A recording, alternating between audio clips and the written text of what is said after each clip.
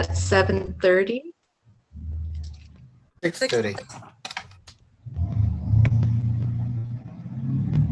I'm sorry, what was that? 6:30. Oh, 6. Oh, okay, funny story. I'm in New York. And the other funny story is my daughter graduated from college this weekend, very proud of her. And I said I would stay a little longer to help her move. The sublet they moved into, they didn't check the overhead lights. So I am going to be lit by one light bulb. So if we go late, you may not be able to see much of my face left, but I do have electricity, so I'm thankful for that. So anyway, we are calling the meeting to order at 6:30 this evening. And Crystal, will you call the roll and see where we're at? Sure. President McKeag? Here. Trustee Bockhorst?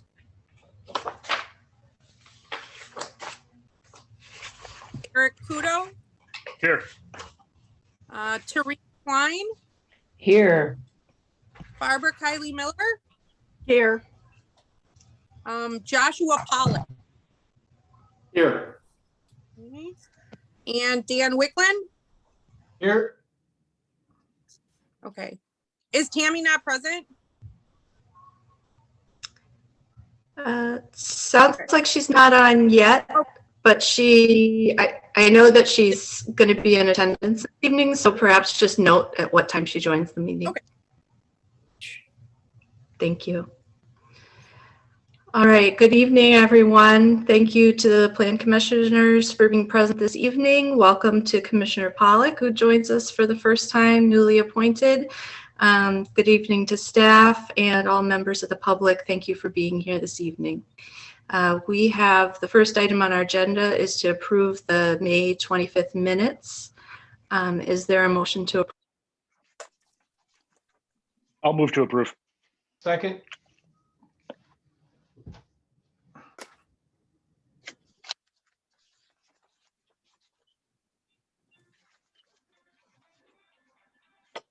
Approve?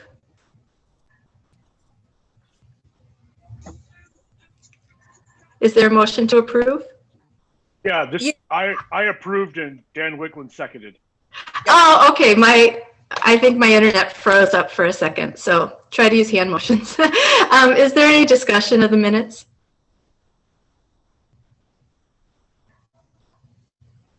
Oh man. No. No. Okay. I'm just waiting for Barbara to say something. I know what's going on. I guess. Yeah, no, I am. They also hooked up their Wi-Fi today, so I am crossing my fingers that it works. But clearly there's already a disruption. So we're just going to hope for our best. I'll have to call in if it gets bad.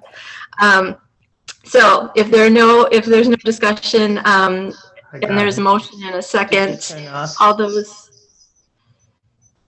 in favor of approving the minutes as presented, say aye or raise your hand. Aye. Aye. Show of hands. Okay, great. So that's motion approved unanimously. And Trustee Bockhorst is online. Thank you. Okay. Great. Okay, the next item that we have is to reconsider my agenda is not in front of me. Bart, can you read the language for the item as its agenda? Sure. Reconsideration of parking special exception for proposed multifamily redevelopment at properties 2418, 2420, and 2428 East Capitol Drive, submitted by Catalyst Partners. Thank you. So the matter before us this evening is this is a special meeting of the Plan Commission, as you'll note, and as you'll recall, the matter before us is a remand of the application for special exception for parking on a proposed project submitted by Catalyst Partner. The original application was reviewed by this body February 23rd and was appealed to the Board of Appeals and remanded. This remand instructs the Plan Commission to reconsider the application, including any new evidence that is submitted. All evidence received before 3 p.m. today has been forwarded to the Plan Commission. The remand in this matter essentially erases the previous decisions and asks us to begin again, which I think is good since there are 3 members this evening. Just so everyone knows, I met with Attorney Bayer and Director Brandt today to review a variety of questions about the evidence in the record, the code that we are reviewing, what we're not reviewing, and the proceeding for this evening. And so I've decided that the order of the procedure, I know we have a lot of people online, so I just want to give everybody an overview of how I'd like to facilitate this evening. I'll introduce the item, which I'm doing now. I'll ask Attorney Bayer to orient us to the statutory nature of the task at hand. I'll ask Director Brandt to introduce the business, and I'll ask the applicant to present any additional materials they would like to highlight. At that point, I will take public comment. Then I will ask staff and the applicant if they have any additional comments before the Plan Commission begins discussion of Chapter 535, the factors 1 through 13. And my plan is to take those in order so that we have a very clear record. And then at that time, we'll entertain a motion. So I will, at this point, invite Nathan Bayer, our attorney, to sort of introduce us to what we're doing, what we're not doing, et cetera. Good evening. Thank you very much. The Board of Appeals gave a very specific directive to the Plan Commission when it remanded this matter. And you're correct that essentially what they did was vacate the earlier decision and send it back for further findings. To be more specific, these are the bullet points directly from the Board of Appeals. They have directed the Plan Commission to first reopen the hearing on Catalyst Partners' request for a special exception related to parking. That's what this meeting is for this evening. Accept additional public comment from members of the public. That will be happening in a few minutes. Accept any additional evidence or argument from the applicant. That came in the form of some additional materials that were supplied prior to the meeting and made part of the meeting packet. And it may also include comments or additional items that might be offered by the applicant this evening to explain those materials. The next bullet point is, or directive from the Board of Appeals, is to make a record demonstrating how the factors contained in Village Code Section 535-51B are being considered by this Plan Commission.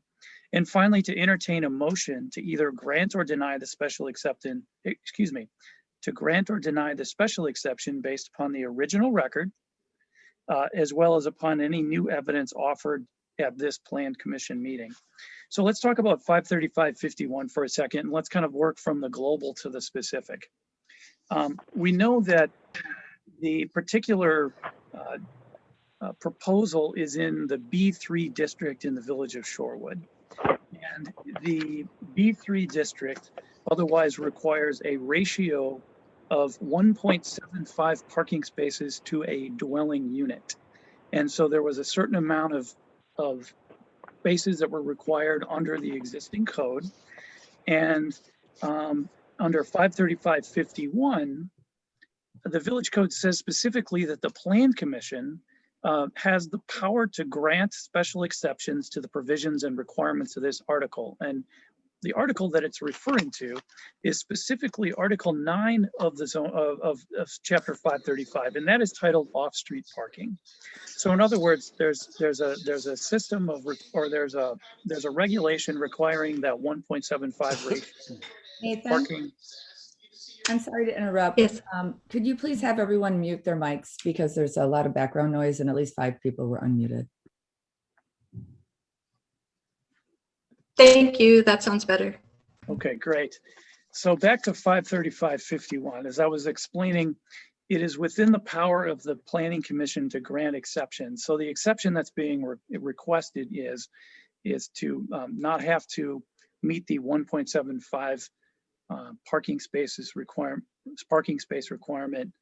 or to meet that 1.75 ratio of dwelling units to parking spaces. Now, 535-51 says that prior to granting a special exception, the Plan Commission shall consider the following as applicable. And I won't read all of them, but there are 13 subparts under that ordinance. And my recommendation to you would be to take them one by one and say, okay, well, what evidence do we have on this particular item? And does it weigh in favor? Well, first of all, the first question is it even applicable? And the example that I will give, I think, is very non-controversial. Subsection number 8 talks about if senior housing is proposed, then these factors apply. I think everyone knows that there's no senior housing being proposed. So when you get to number 8, you could discuss the fact that it is or isn't applicable, and then move on to 9 as you go through. So I would take each factor and discuss the evidence that's been offered. And then at the end of that discussion, after evaluated all of the evidence and the substantial evidence, or if there is substantial evidence, someone make a motion and then have a discussion and then vote to either grant or deny. Now, the other thing that I want to be clear about is that this is not an arithmetic problem. For example, it's not like a game show where you say, well, you got 12 that weigh in favor of granting, but 1 that doesn't, so we can't grant it. No, there could be 12 that weigh in favor of granting and one element that weighs against granting, and that one element might outweigh the other 12. On the flip side of that, there could be 12 elements in favor or 12 elements in opposition to granting and one in favor, and that element might outweigh the other. So it's not an arithmetic problem. These are factors for the Plan Commission to consider. And at the end of the day, the question is whether or not there's substantial evidence that can justify the granting of a special exception under 535-51. So again, I would go back to the written decision by the Board of Appeals and those bullet points, because again, the Board of Appeals gave very specific direction of what the Plan Commission is to do. And then evaluate the new evidence after you hear from the applicant and take any public comment, and then make an informed decision based upon the evidence in the record. I have nothing further unless there's specific questions from the body.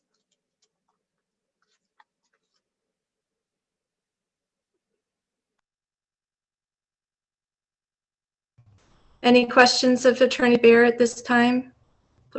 Plan Commissioners? Okay, thanks. We'll pass it over to Mr. Bart. Thank you, President McKeag. I have a brief presentation summarizing what's before us tonight. Some of it has already been shared, so I won't go too into depth on some of those elements, but just as a brief overview, the packet of information was released last Friday and has been provided to the Plan Commission as well as to the public. What we are looking at is a reconsideration of a parking special exception for a potential redevelopment at those are wrong addresses, 2418, 2420, and 2428. Apologies for that. Where a potential redevelopment would combine 3 parcels into one. It would demolish the existing structures to construct a 42-unit multifamily redevelopment that would be 4 stories, 3 stories of multifamily development above 1 story of ground floor parking. Up to 20% of the units would be affordable, which equates to 9 units. Per village code, 74 parking spaces are required. 43 spaces have been planned, which equates to 1.02 per unit. However, the zoning code does allow for a process for the applicant to request a special exception to the regulations within that chapter, which is what's before us today.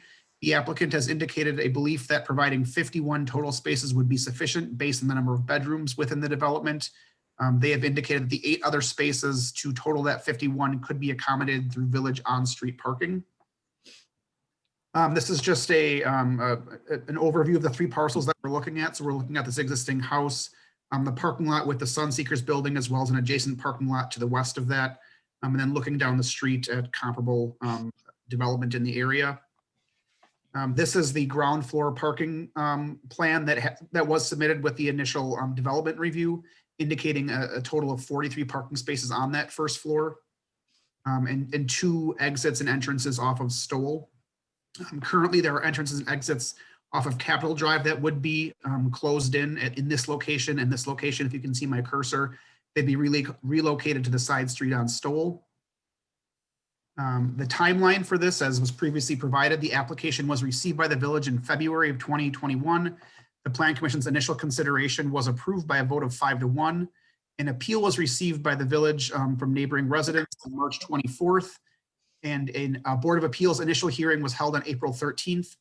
They adjourned that meeting to review the evidence and reconvened back on May 4th, at which point they remanded the decision back to the Plan Commission with a letter that was provided in the packet and was kind of summarized by Attorney Bayer as well.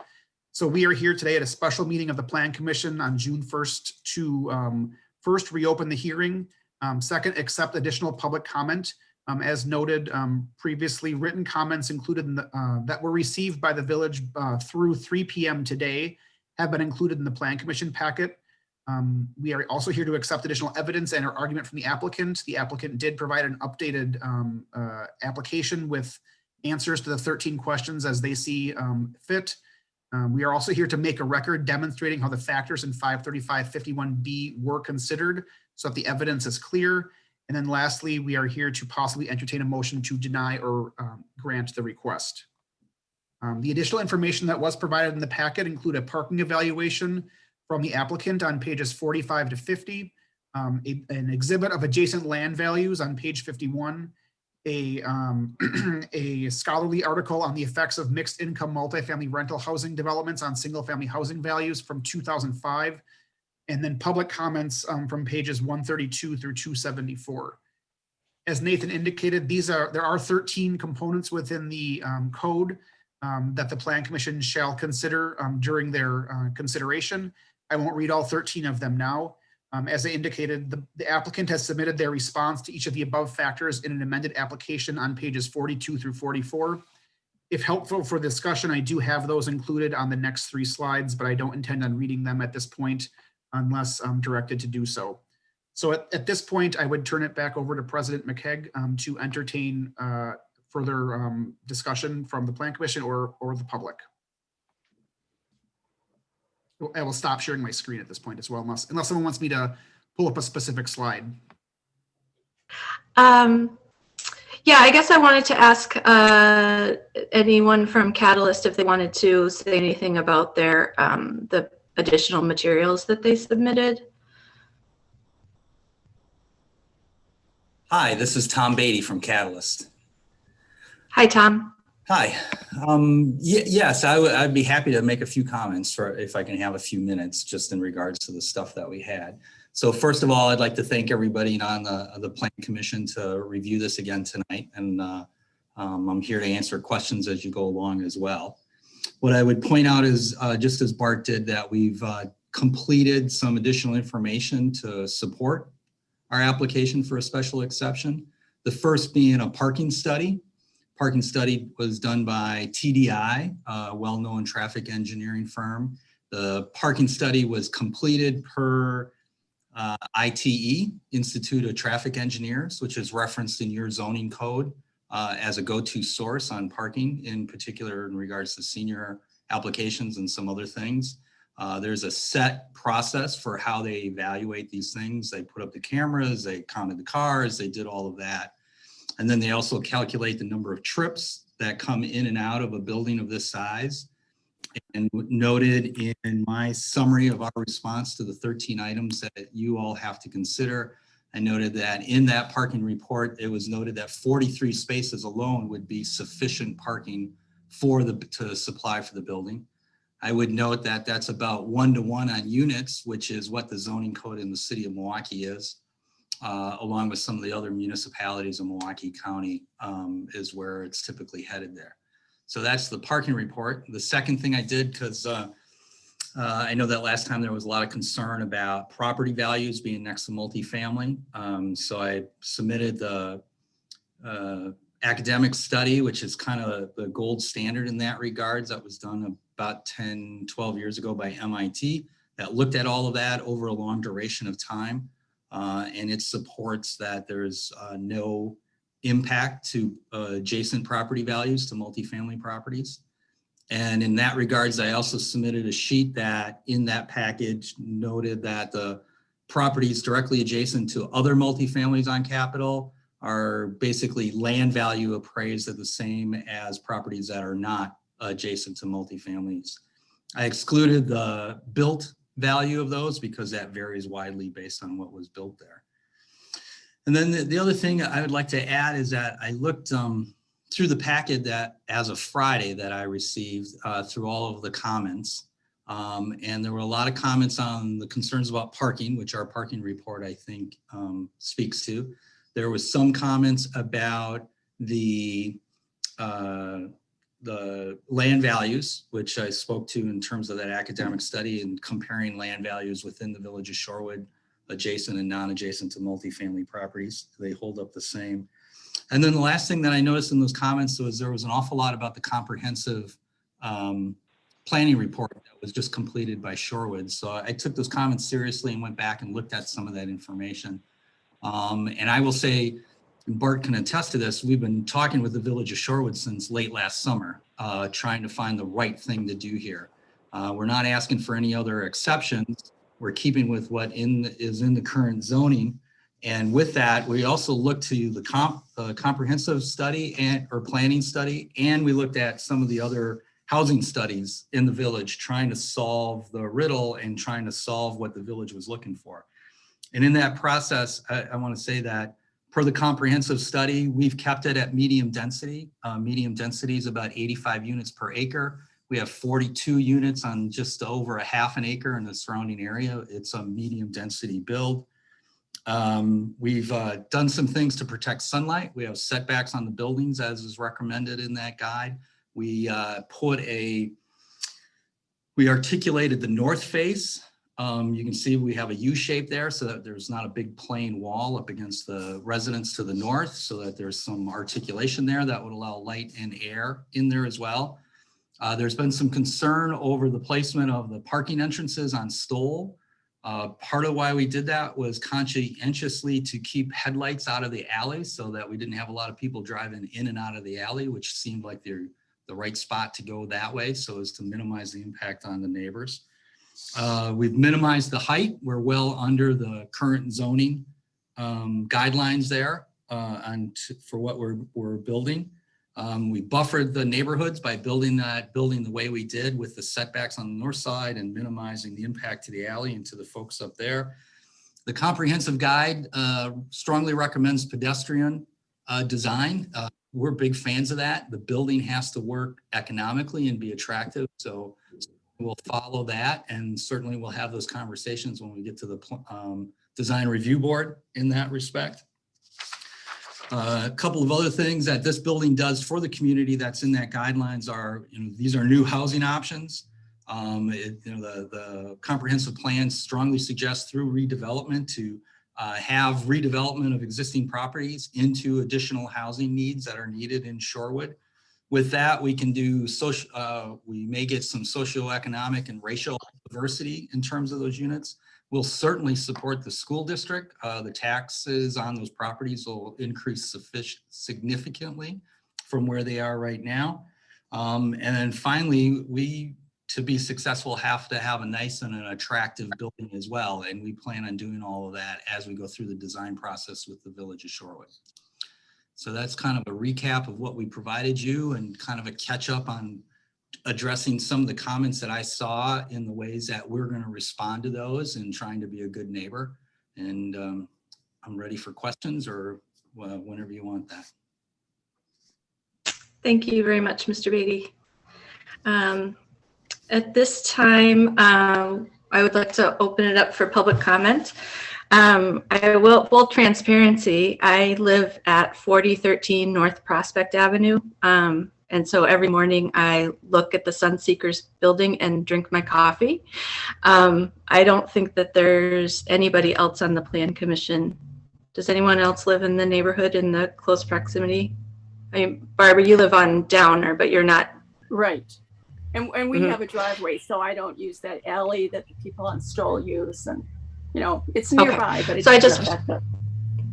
Okay. I just wanted to say full transparency. I do live right next to the site, and I would be technically considered an adjacent property resident. I am not a member of the East Capitol Neighborhood Association, nor did I know that there was one, nor have I been invited. So I just wanted to make that very clear. For public comment, what I would like to do is we have, we are up to 82 people on the meeting. We have received emails from probably 40 individuals. Some submitted multiple emails from the same person. So anyone who submitted an email statement, that has been entered into the record and evidence and has been heard because that is part of our materials that we reviewed. So I would ask that those people not join the public comment this evening, but that we open it up to anyone who has not had the chance to submit a statement via email or someone who has something new to add. I would ask that speakers keep their comments to 2 minutes if possible. And I also want to acknowledge that some residents who stand in opposition to this application, their emails contained, emotions that included anger. Some remarks included, slight insults, sarcasm in relation to the leadership. And that may be in response to false information that has been circulated on literature pieces and Facebook posts. That information did not come from the village. Mr. Beatty, the images that have been on Facebook and on the literature piece that went out in the neighborhood, did that come from your plans? From what I've seen, absolutely not. We've only Okay. started to do the SketchUp on the exterior. Okay, so just to confirm that any photo that you've seen that claims to be that project is false. And how it's actually being rendered is not something that would pass our design review guidelines anyway, I know for a fact. So basically what I want to remind you is that we're all neighbors here. And so while we may not agree, and we have a job to do tonight, and some people may get what they want and some people may not, we need to stick with, kind language, tone, and message to do the business that we have at hand. Staff, is there anything you'd like to add before? Oh, no, I'm sorry. So this time I'd like to open it up to public comment. Please use the raise hand, or you can take yourself off mute, and then Bart and Crystal and myself will do our best to take people in order. Please be patient. Thank you. Is there anyone who would like to be heard on this matter this evening? Ben Crichton, sorry if I got that wrong. He has his hand raised. If you could unmute yourself and just state your name and address. And then proceed to comment. Yes, my name is Ben Crichton. I'm not a resident of Shorewood, but I own the parking lot directly adjacent to this proposed development, and as well as the multifamily apartment building across the street. And I have several objections to this. We've talked about the parking, and I certainly do have a strong objection to it. My building across the street is 35 apartments. It's a healthy mix of ones and twos. And the parking lot directly adjacent to this proposed site, we use that parking lot for our residents, and we are short on parking. As you can imagine, if someone's in a 2-bedroom, they often may have more than one car, and we currently cannot provide 1-for-1 parking. And I do think that this would definitely put a burden on the street parking and the area surrounding. In addition to the parcel right adjacent to this development, we also own multiple apartment buildings in Shorewood. As another note, I also hold a deed restriction on the proposed property on the Sunseeker site. And there's numerous legal issues with the deed restriction. One of them is we hold a deed restriction that specifically points to the design of the building and calls for specific architectural design. And I have not seen a rendering, despite asking for one, of the proposed development. And so I did want to just, bring it out into the public forum that is an issue, in addition to the parking. And I'm sure we'll hear plenty of other objections and issues tonight. All right. Thank you, Ben. Next, I have Bill Dessing.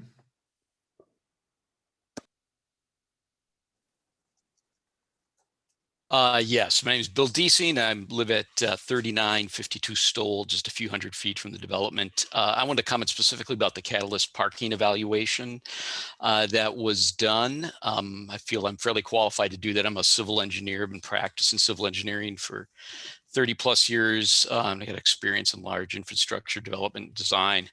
Overall, I found there were some pretty misleading things, and the study was really, I thought, pretty incomplete and lacking some detail and documentation. A key part of the study that they'd use is the 2010 fourth edition of the Institute.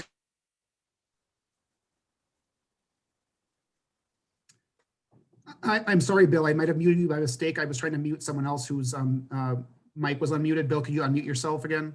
Sorry about that. Sure. I'm not sure where I left off or. We just mentioned the 2010 edition is where you were. Oh, okay. Yeah. So they used in the Catalyst study, there was a 2010 edition, the fourth edition of the Institute Transportation Engineers Parking Generation Manual. There's a more current version of that. There's a fifth edition published in 2019 that's more up to date. It's got more complete data sets. And that's what I use to review this. And that's the numbers I'm going to cite. So the study uses this ratio of 0.66 parking spaces per bedroom. The village code metric is per dwelling unit.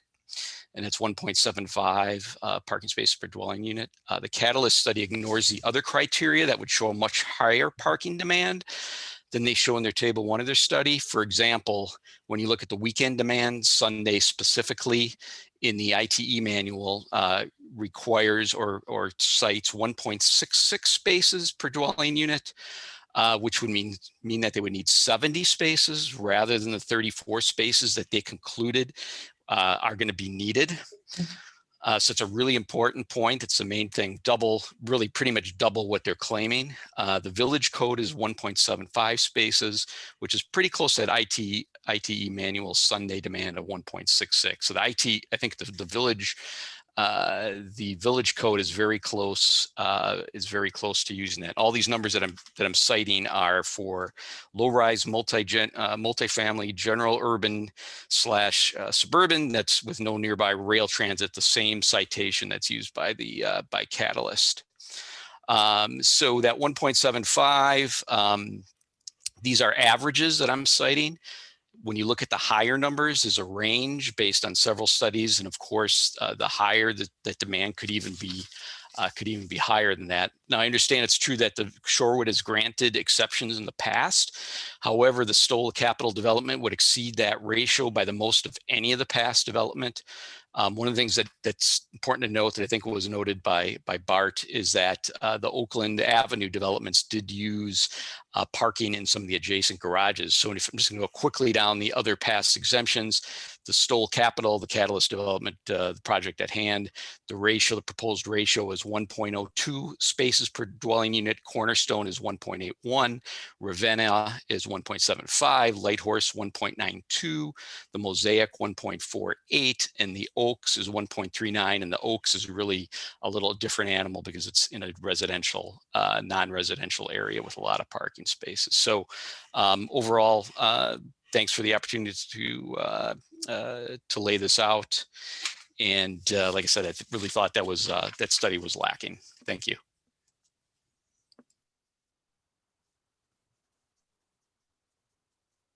Thank you, Bill. Next, I have Andrew Rothrock. If you could unmute yourself, state your name and address.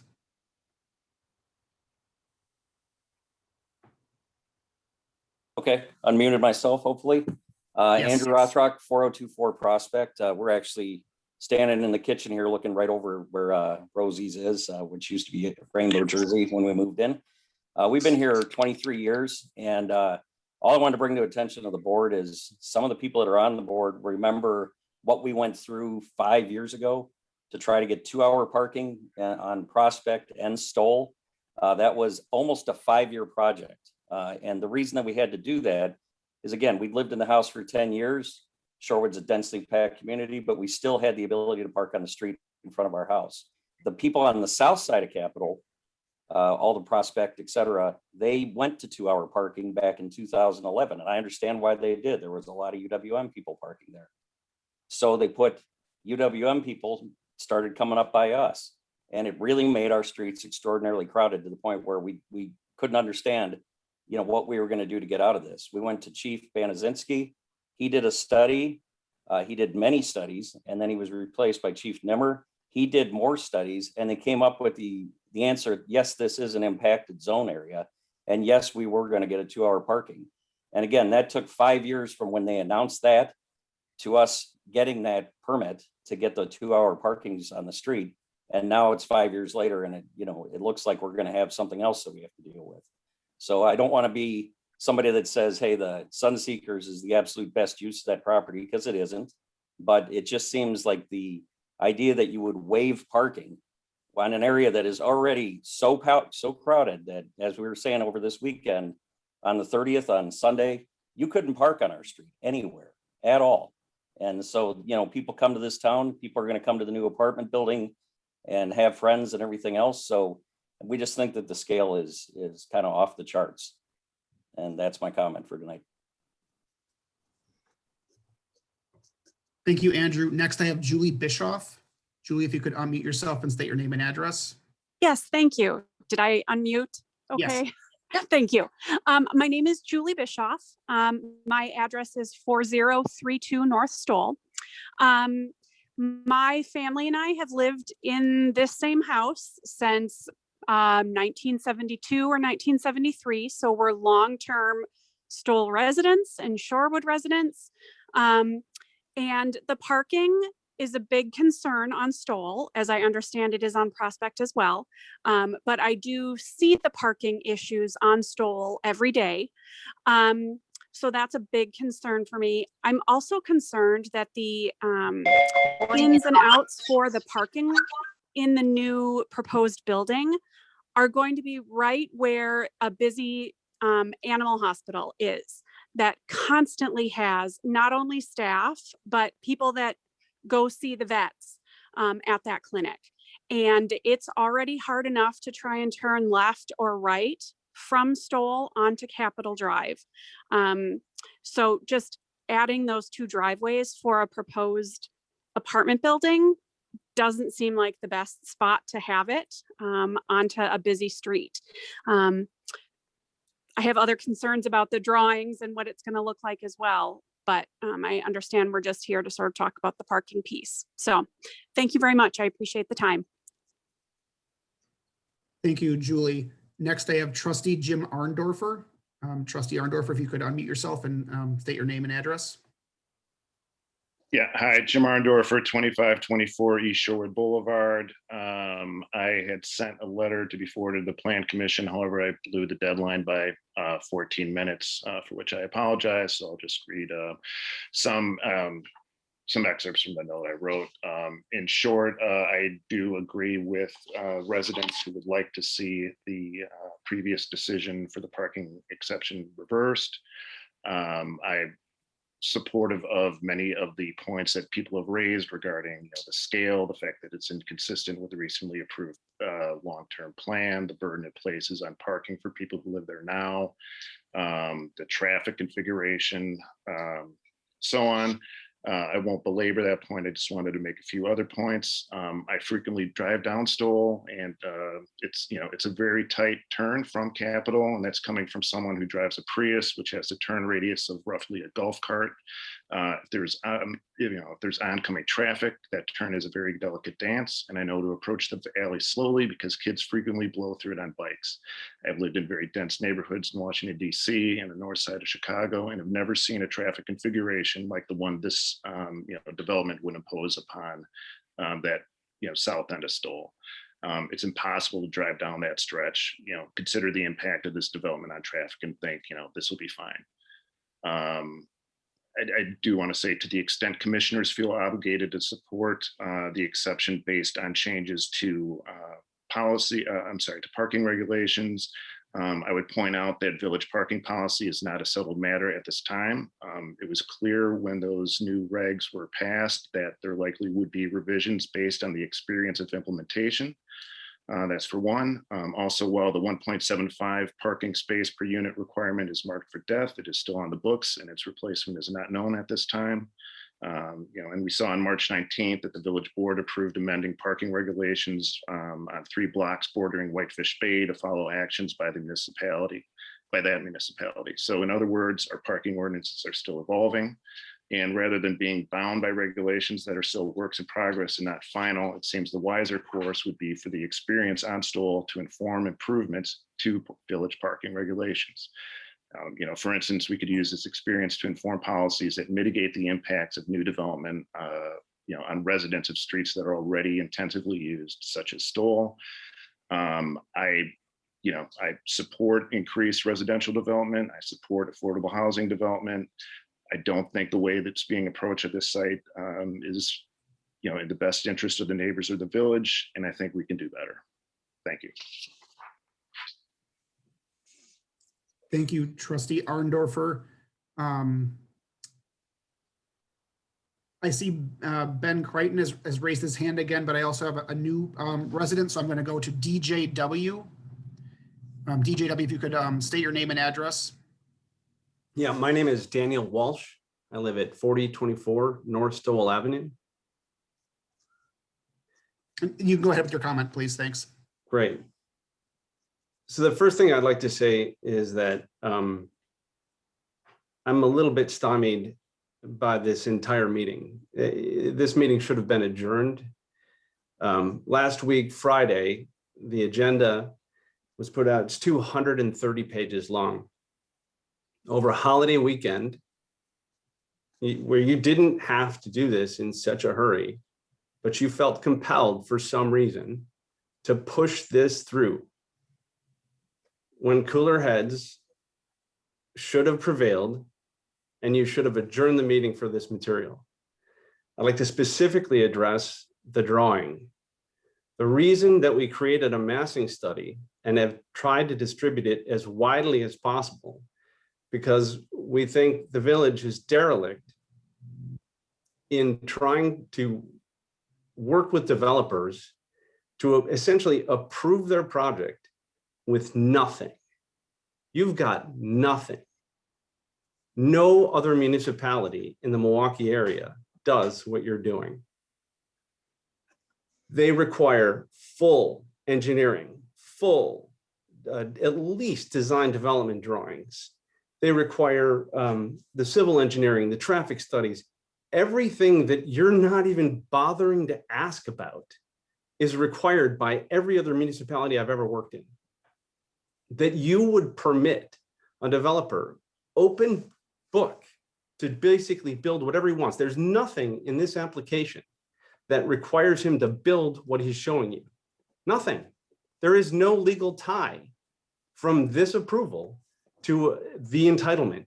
You are simply giving him the entitlement, unprecedented levels of entitlement based on a special exception for which you've really denigrated the zoning code and your notice provisions. It's tragic that you think that this is okay. All right. So if the developer had provided any kind of visual information about what his building was going to look like, we wouldn't have had to do that. And one of the things I'd very specifically like to note is that 535-51B requires the Plan Commission to consider what the appearance of this development will do to the neighborhood. How are you going to do that with no pictures, with no materials, with no final plan? I'm just absolutely flabbergasted that you would even think to do this. But let's move on. Let's go to, I'd like to share a screen. Does anybody have a problem with sharing screens? Can we share a screen? President McKay, I would defer to you on whether or not we're allowing residents. I was not anticipating sharing screens. Well, I took Bart's table of recent multifamily projects, and I just tried to fill in some actual information about floor area ratios, parking, and lot coverage ratios. Can I share that? Because I couldn't get it in before the 3 o'clock deadline that was made up today, apparently at 3 o'clock. I'd be comfortable with you reciting that information, like the gentleman with the traffic engineering and Okay. Mr. Crichton. All right, let me get that open then. Thank you very much. All right. Open up. Okay, so this project is going to have a floor area ratio based on what I see here. The site is 20,400 square feet. What appears to be proposed, hard to tell, obviously, because we have no plans, is 64,230 square feet. That floor area ratio is 3.15. The floor area ratio is a measure of density. The higher the number, the more dense the project. So by way of comparison, some of the other recent projects in the village that a lot of people seem to like, one was the Cornerstone. The Cornerstone has a floor area ratio of 1.77, about half of what this one will be. The Ravenna is quite a bit more dense. It doesn't have any of the outdoor space that that the Cornerstone has for outdoor dining. It also doesn't have as much or any retail parking. The Ravenna has a floor area ratio of 2.86. The Oaks of Shorewood, which is the most recently approved project that received a special exception for parking, has a floor area ratio of 1.37. Incidentally, the deficiency in parking for the Oaks of Shorewood, they provided 79% of the parking that that the zoning code requires. The Cornerstone provided 102% of the parking it required, and that's not including the retail parking that is part of the project. The Ravenna provides 114% of the parking required. The Light Horse, 110%, and the Mosaic, 84%. This project, and I don't agree with the numbers, because if you look at that plan, Mr. Beatty's plan is a preliminary plan. He's acknowledged that it already doesn't include some things that he must include in the plan. The ADA does not allow you to put a column on the corner of one of your ADA spots, so it's got to be reconfigured anyway. It has 5 parallel parking stalls. How many of you have ever been into a parking structure where you parallel park? And how are people going to go drive in and out of that parking structure and park in that stall? So are they going to be backing out of the parking structure onto Stowell Avenue? Yeah, it's a bad design, right? So if you compare our complaints are about the process that the village has in place to vet these projects, and then this incredible giveaway for this project. It is nothing like what has been done anywhere else in this village. It is excessive by all measures. Then, I love this idea that that somehow this application with a nearly 20-year-old study by MIT about the impact of affordable housing on area residents is somehow supposed to be determinative of something other than just building a record, obviously, for you to vote on. But that MIT study is based in Massachusetts. The data that it draws its conclusions from the data gathering period ends in 2003 and extends all the way back to 1986. And all it's saying is that there is no detriment to area housing when area property values when there's affordable housing built nearby. We don't have any problem with affordable housing. In my opinion, and I can't speak for everybody else in the association or all my neighbors, but 100% of the project could be affordable housing. I have no concerns whatsoever that the value of our properties will be affected because it's affordable housing. It's a bad design, it's overly dense, and it's destructive and disrespectful of the neighborhood. Thank you, Mr. Walsh. You're welcome. Next, I have Bruce Colburn. Bruce, if you could unmute yourself and state your name and address. Yeah, I believe I'm unmuted now. Correct. Okay. My name is Bruce Holbert, 3905 North Farwell Avenue.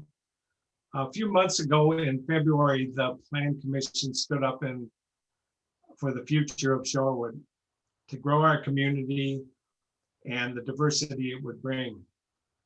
Almost everyone who spoke at that time, and obviously a lot of them are not here today, but they spoke from their heads, they spoke from their hearts, and they spoke about that future. I live within 2 blocks and have for the last 25 years of where the development is going to be. And this is a project that's actually going to help our future. And I wish people would be at least even-handed in the importance of doing things like this for the future of Shorewood and for the future of our community. On Memorial Day, I got a fancy card under my door with no name, but the usual scare tactics that the world was going to fall apart if we do something like this. And it was clearly against this kind of progress. This is not the Shorewood I know. Shorewood residents, let's look forward to a new Shorewood to residents and a community that will work together. And in that, I wish everybody would at least mention that, because having a community like this that works together is probably the most important thing besides everything that we can talk about in terms of our cars and everything else. Thank you. Thank you, Bruce. Next, I have Michael Luter. Michael, if you could unmute yourself and state your name and address. Sure, it's Michael Luter, 3951 North Stoll Avenue. Mr. Luter, Yep. I am sorry to interrupt. Apologies. I do know that you submitted 2 emails at least, and so do you have something different to say than the record that you've already submitted? Yeah, thank you. So I looked at the packet that was submitted and for us to review, 230 some pages. I noted that everyone except one person was against this. Tonight's comments, now everyone except one person has been against it. The sentiments of the community are consistent with the original intent of the ordinance. A special exception is something to be granted that's outside of what the community originally intended for this site. So I just want to point out that even if all 13 factors are met, you don't have to approve this. You can look at what the community wants and what the original legislation or ordinance provided and stick with the intent of probably hundreds of people that contributed to the original 1.75 designation and not grant an exception in this circumstance. Thanks. Thank you, Mr. Luter. Next, I have Julie Bussin. Julie, if you could unmute yourself, state your name and address. My name is, yes, I know I already submitted things in writing, and yes, I do have something different and additional to say. So I'm Julie Bussin. I'm at 3930 North Stoll Avenue. I just wanted to make a quick comment. Mr. Bade from Catalyst, when he was reviewing a few things to the additions that he brought to the table tonight, he mentioned property values. And he was talking about how he had facts to support that multi-family structures did not bring down property value. And I guess I just wanted to say that in my estimation, that is not the problem that will bring down our property values. It's not that it's a multi-family structure. However, it is the fact that there are currently 40 households on that block of Stoll, and you will more than double that, bringing 42 additional households to that tiny block.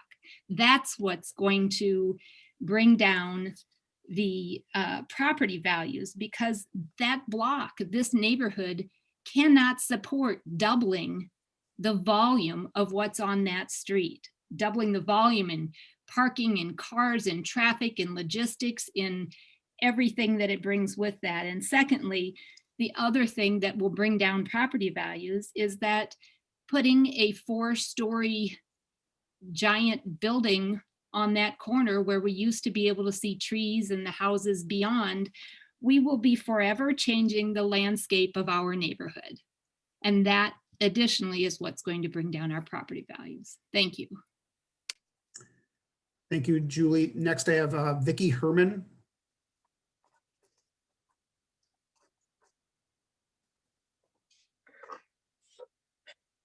Vicky, if you're on the line, could you please unmute There, yourself? I'm unmuted.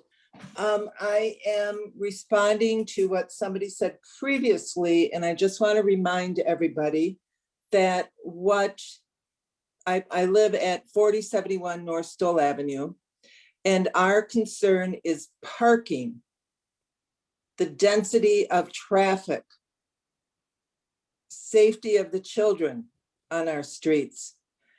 We are not contesting the affordable housing aspect of the apartment building. I want to make that clear. The objections are the density of parking, safety issues for our children, nothing to do with affordable housing. Thank you. Thank you, Vicky. Next, I have Mark Miller.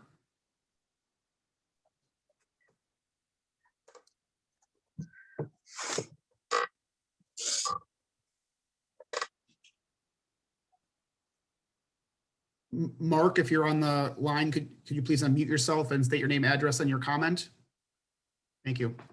Okay, my name is Mark Miller. I live at 4022 North Downer. I've been at this residence for more than 40 years. The parking just continues to get worse and worse and worse. Atwater Beach is now starting to significantly impact parking in the area. It has been much greater than in the past.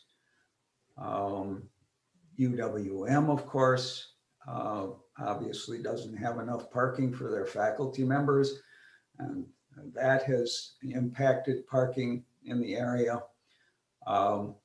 Yes, I'm totally opposed to granting a waiver. That building needs the appropriate number of spots. Thank you. Thank you, Mark. Next, I have Ed. Thank you. Ed Ruin, 4015 North Stoll.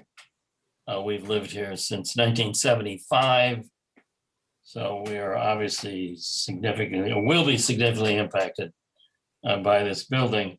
But I want to join those other individuals that spoke to the issue of the traffic. And obviously I walk out every day and I'm greeted by the parking that takes place, particularly those at the animal hospital, but also other people moving around the neighborhood.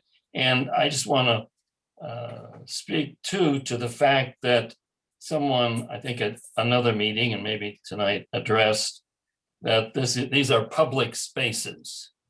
And certainly we all agree, we know the parking in front of our house is not owned by us. It's not our property, but it is a part of the neighborhood. And there is, in a good neighborhood, a great deal of sharing that goes on if someone has a gathering, a family gathering, whatever it may be.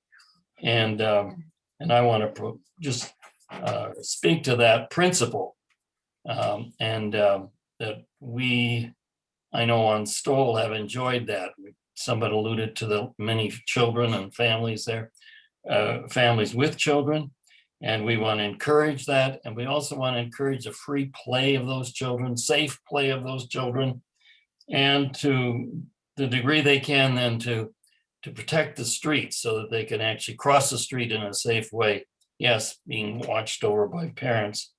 And at the same time support our neighboring businesses to the extent we can. And for sure, we have a very important business across the street from us. Also, just personally, I've and my wife, we've lived through many changes in terms of the use of the facilities right there on Capitol, our neighbors. And we see that development, we see the need for development, but certainly cannot encourage and do not welcome this kind of development that'll I think, be unsafe for the neighborhood, but also will create really problems in terms of traffic, and also destroy more and more our neighborliness, how we share the streets, how we share our homes, and how we share this area. So I hope that the Planning Commission will look at that major plan that was agreed to by the trustees in terms of looking at the profile and the parking that should take place in this area, and abide by that, and not increase the density to the extent that it's proposed. So thank you for the time, and hopefully we will not see this particular structure as our immediate neighbor in the near future. Thank you. Thank you, Mr. Ruin. I'm seeing no other new hands raised, but I do see that Mr. Walsh has his hand raised again. Oh, I apologize. Megan O'Brien. I just want to take new comments first. Sorry. So Megan O'Brien, if you could unmute yourself and state your name and address. Sure. This is Megan O'Brien. I'm at 2500 East Shorewood Boulevard. And I just wanted to remind that the burden is on the developer to provide substantial evidence in order to obtain the exception. And it seems to me that a good portion of the evidence that's been submitted or relied upon is all of the details related to the other multi-unit buildings that have been granted exceptions or variances. And that's actually not really evidence. And so I would urge that that not be considered. The developer has to show evidence related to this particular unit, and it has to be substantial. It can't just be some evidence. And so I just wanted to stress that point. Thank you, Megan. Next, I have Andrea Brandt. Andrea, if you could unmute and state your name and address. Hi, this is Andrea Brandt at 4054 North Stowell. I'm under my daughter's computer now. My phone died. So I have a few issues with this project. Living on the block that's going to be most impacted. One of the major things I think that we're failing to consider is how narrow this street is. Stowell is very narrow, which is true in summer, but especially the case in the winter months, where it's hard enough to pass by going one way on it, and it's a two-way street. The entrance and exit of this proposed development are right at the edge of Capitol Drive by Capitol and Stowell, where the animal hospital's entrance is also there. Plus there's an alley entrance right there. So I'm really concerned about the congestion that it's going to create over there and how cars are going to get past one another in the snow. Another issue I have is with the parking on the proposed plan that was shared with this meeting. There's two spots on the edge that just seem like completely unusable. You do either have to fully back all the way in or back all the way out to get in and out of those spots. So even if that was somebody's assigned parking spot, I find it unrealistic that they would actually use that, except maybe for overnight, because of the inconvenience it offers. Another point is, the developer mentioned that they felt, based on their evidence and their research, that 43 parking spaces should be sufficient. And if you feel like, and even less, they said, so if you feel like your parking is already sufficient, then why are we even asking for an exemption? It's clear that they're feeding us false information that is not accurate, or they wouldn't be asking in the first place. Why ask for something you don't need? Their development could go up all by itself if they didn't actually need the parking development or the extra parking. And then I was also looking at the factors 1 through 13 that were mentioned regarding their response to it. And a couple of them that I noted were, they said that this development would decrease traffic congestion. Unless they're getting rid of cars, I don't understand how you can decrease congestion. This is simply false information, and we should not be believing that.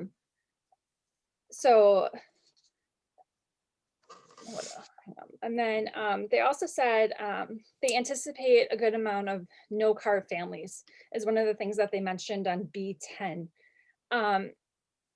I don't know. I don't know of any no car families whatsoever that are employed and have jobs.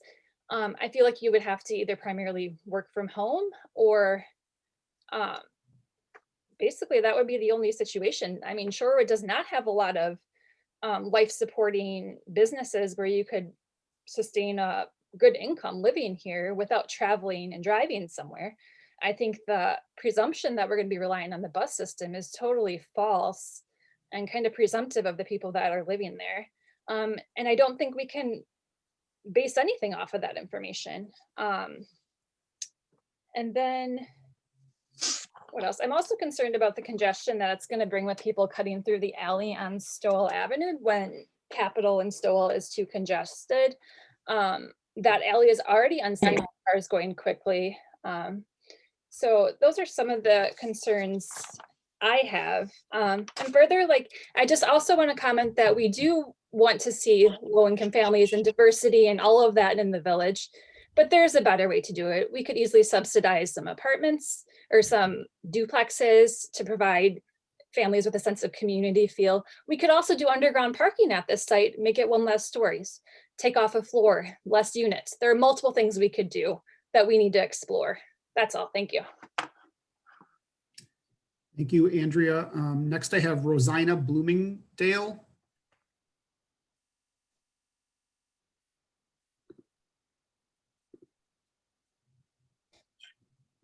Rosina or Rosina, I apologize if I got that wrong. If you could unmute yourself and state your name and address and your comment.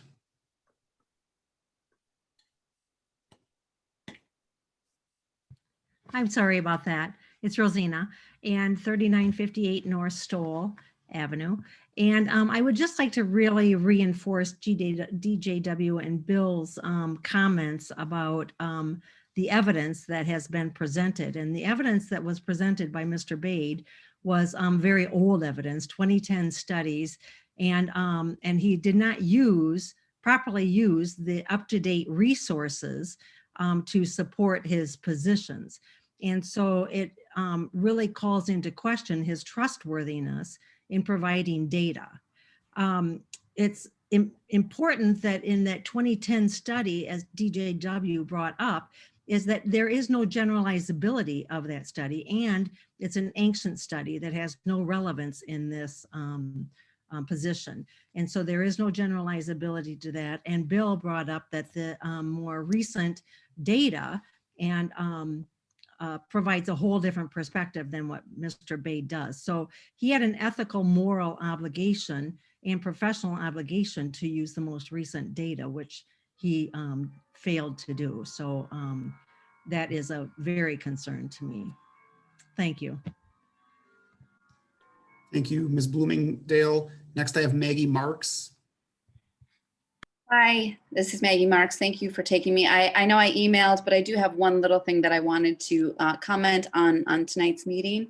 And thank you for everything that you're doing. I just wanted to comment on the traffic study that was done. I know that when that was done, I saw the things go up and the things come down, and it was a single day, well, full maybe 24 hours or 48 hours. I can't remember exactly, but it wasn't a long period of time. And it was a middle of the week, cloudy day, kind of cold weather. I just wanted to reiterate what somebody else said, that Atwater Beach is getting very busy and parking is at a premium. And that traffic study was done at maybe not such an ideal time, showing the busyness of the street at that time. The past couple of weeks, it's been very busy in our neighborhood. By the way, I'm on 3938 Stowell. I forgot to say that earlier. And so I just worry that that traffic study was not a good indicator of how busy we can really get. It was during a school day, not even on a weekend, we get really busy, cloudy day.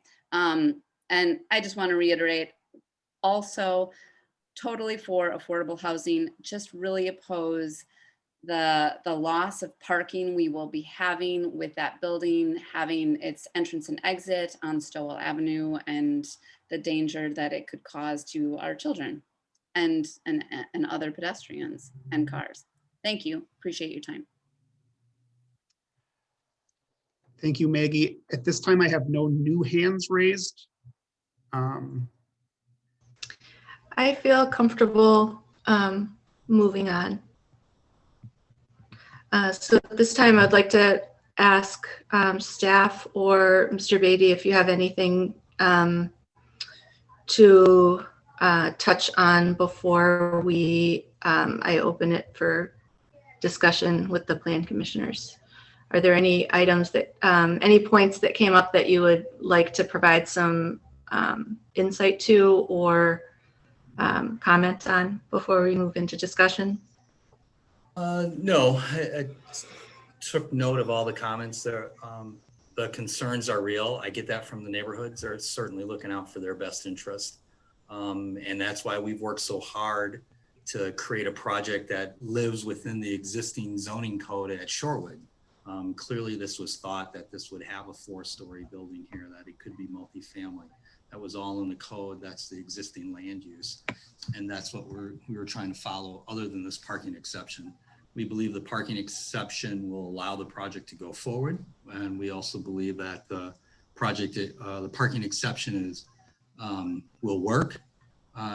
Requesting that is not out of the norm for other projects that we've seen around the area. As I noted, the parking requirement in the city of Milwaukee is 1-to-1, 1 unit to 1 parking space. So I think we've submitted a bunch of information. While some of it is old, the MIT study hasn't been refuted. It's just old, but it's still accurate and still cited in many places, certainly in planning programs all around the country. And then same with the parking study. All I can say is I'm not a traffic or parking engineer. That's why we hired a professional that went and did it according to the way it was supposed to be done. We'd certainly take that for what it's worth based on the comments that are against that. So, and again, thank you for considering it. Okay. Bart or Nathan? I have nothing further to add at this time. I have nothing further. Okay. So at this time, I'd like to move into a discussion of the factors within 535, 1 through 13. I think what I would like to do, my intent is to leave a clear record of our consideration or discussion, and that will lead to an action this evening to resolve this matter. And so to that end, I would like, Bart, if you could just read each one to the group, and then I will ask for discussion of that so that we go in order. I would appreciate that. And I guess what I'd like to just remind the group is it's really difficult. It's challenging because this is a special exception application that we're reviewing.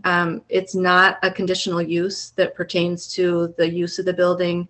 As Mr. Beatty stated, the project as it's conceptualized would be within our code, our zoning code. So there's nothing about the mass of the building as it's potentially proposed or conceptualized, the number of units or any of that that's against code.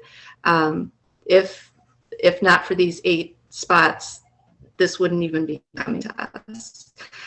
So it's also not a traffic decision necessarily. It's a parking ratio decision, which is discretionary. There's no state statutory minimum requirement for parking. So that's what's kind of hard, to take all the comments and then really focus on what is at hand so that we have a clear and record with integrity. So that I would like to hear the first factor. Sure. I'll just read what we have in the code if you want me to pull up, yes. pull it up or pull up the applicant's response to the question. I could do that as well. We can work from our packet. So I'm assuming that commissioners all read the application, so they can quote from that if they need to. But if you could read from code, that would be really great. I would appreciate it. So the first factor is the effect of the granting of the exception will have on adjacent parking and traffic conditions. Okay, at this are there any commissioners who would like to speak to this factor in favor or against? I see Barbara Kelly Miller has her hand raised. Okay, Ms. Miller? You're still muted. Thank you, President McKay. I wanted to start off by thanking the residents who serve on the Board of Appeals for giving us this chance to reconsider this application. And I'd like to thank all the residents who either emailed or spoke tonight, because public input, at least significant public input, was something that we didn't have in February, the first time we considered this. To start off, I just wanted to remind us all that per our village code, we're talking about 31 parking spaces that will not be met by the enclosed parking spaces in the garage, not 8. So the code calls for 74 and the building's only going to provide 43. I really appreciated Catalyst Partners taking the time and money to do a parking study, but there were a couple of errors in it. Firstly, only residents who live in either single-story houses or duplexes can buy daytime permits for those restricted parking areas surrounding this neighborhood, not residents of an apartment building, which Director Bard had confirmed for us in February. And if you look at page 31 in our packet, he has a map showing the daytime parking regulations on Stowell and the surrounding streets. So south of Capitol, parking is restricted to 2 hours from 8 to 6, Monday through Friday.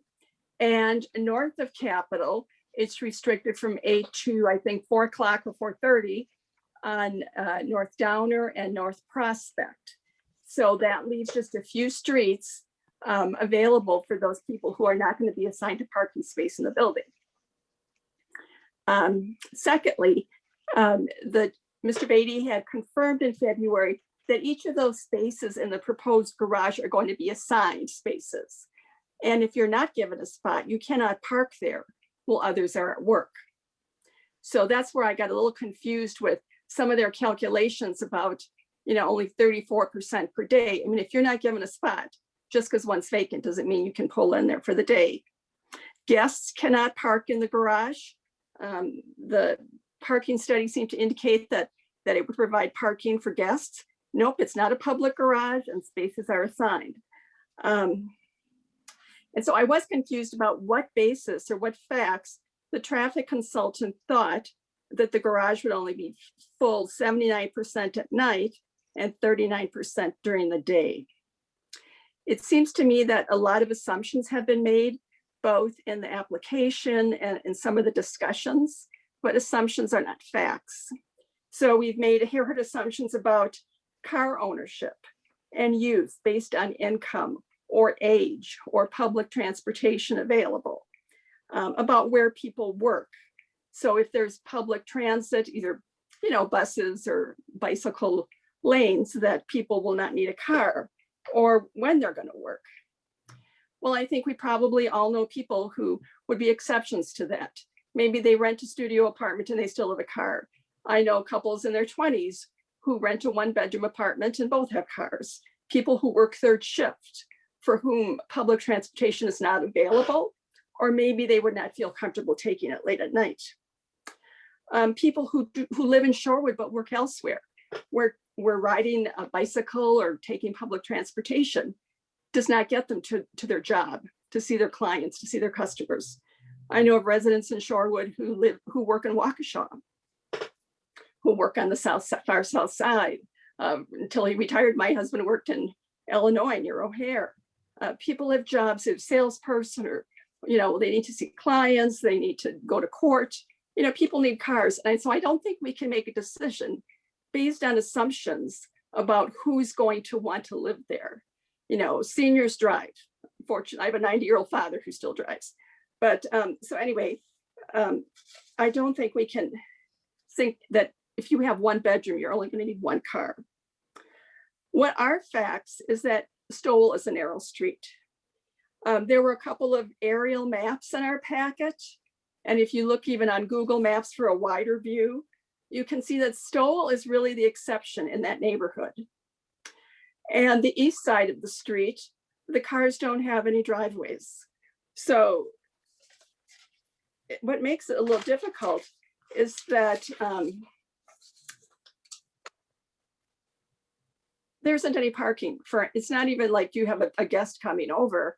It's what do those property owners do when they need a contractor, you know, whether it's a plumber, a new roofer, a painter, or carpet shampooed. Where are those people supposed to park on the street? I mean, yes, legally and philosophically, we don't own the spaces in front of our houses, but we have to think about realistically what's required for life in a neighborhood. It sounds like the people on Stowell have an existing long-time problem with parking that's going to persist no matter what we decide about this project. And I would hope that the village could work with those neighbors to alleviate their problem, perhaps going to restricted parking as we did on Downer and Prospect a couple of years ago. And although the employees of the animal hospital staff has rented a few spaces on that block, there's still a dozen or 13 employees who are parking on the street. Perhaps the village could work with them to get permits so those people could park in the village lot near the library. What are facts are the experiences of people who have lived on that street for 10, 20, or 30 years that we have heard from. What else? There was another error in that parking study on page 50, where they talked about peak period parking. And one of the statistics they gave was for Capitol Drive east of Stowell and the availability of parking. Well, I'm assuming that when that new burger restaurant opens on Downer and Capitol, that number is probably going to change. Mr. Walsh, I think it was, had talked about the previous parking exceptions, or perhaps it was another person who commented. As the person who has served on the Plan Commission the longest, I was participating in all those exceptions except for the oldest two. And in most cases, I think 6 out of 7 cases, those for businesses who have short-term customers. You have somebody coming in for coffee, or they have a 1-hour medical appointment or an exercise class. And you really can't compare that to employees parking for an 8-hour shift, or residents who need to park all day. In the case of the daycare center, we gave them an exception, but their employees are parking off-site and then use a shuttle to come into the business. Someone has already discussed the approvals given for other multifamily buildings, so I won't go over those. Back in February, we had a discussion about the feasibility of underground parking. And the applicant said that the lot, the physical size of it precluded having underground parking. And I understand if you have ramps and things, they're going to take up space. I parked in parking structures downtown for most of my career, so I get that. However, we have 3 other multifamily 4-story apartment buildings on Oakland and Kensington. And all 3 of them provide underground parking for their residents. They have some advantages, and is that those underground parking structures that you can exit in 2 directions. So you can go north or south when you exit the parking structure out of the alley. And that would not be possible with this project.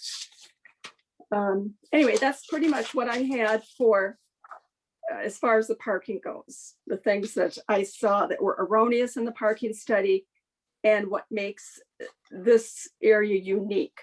And the reason that, of course, the people south of Capitol and the people on Prospect and Downer went to restricted parking was because of the influence and the overflow of parkers from the university.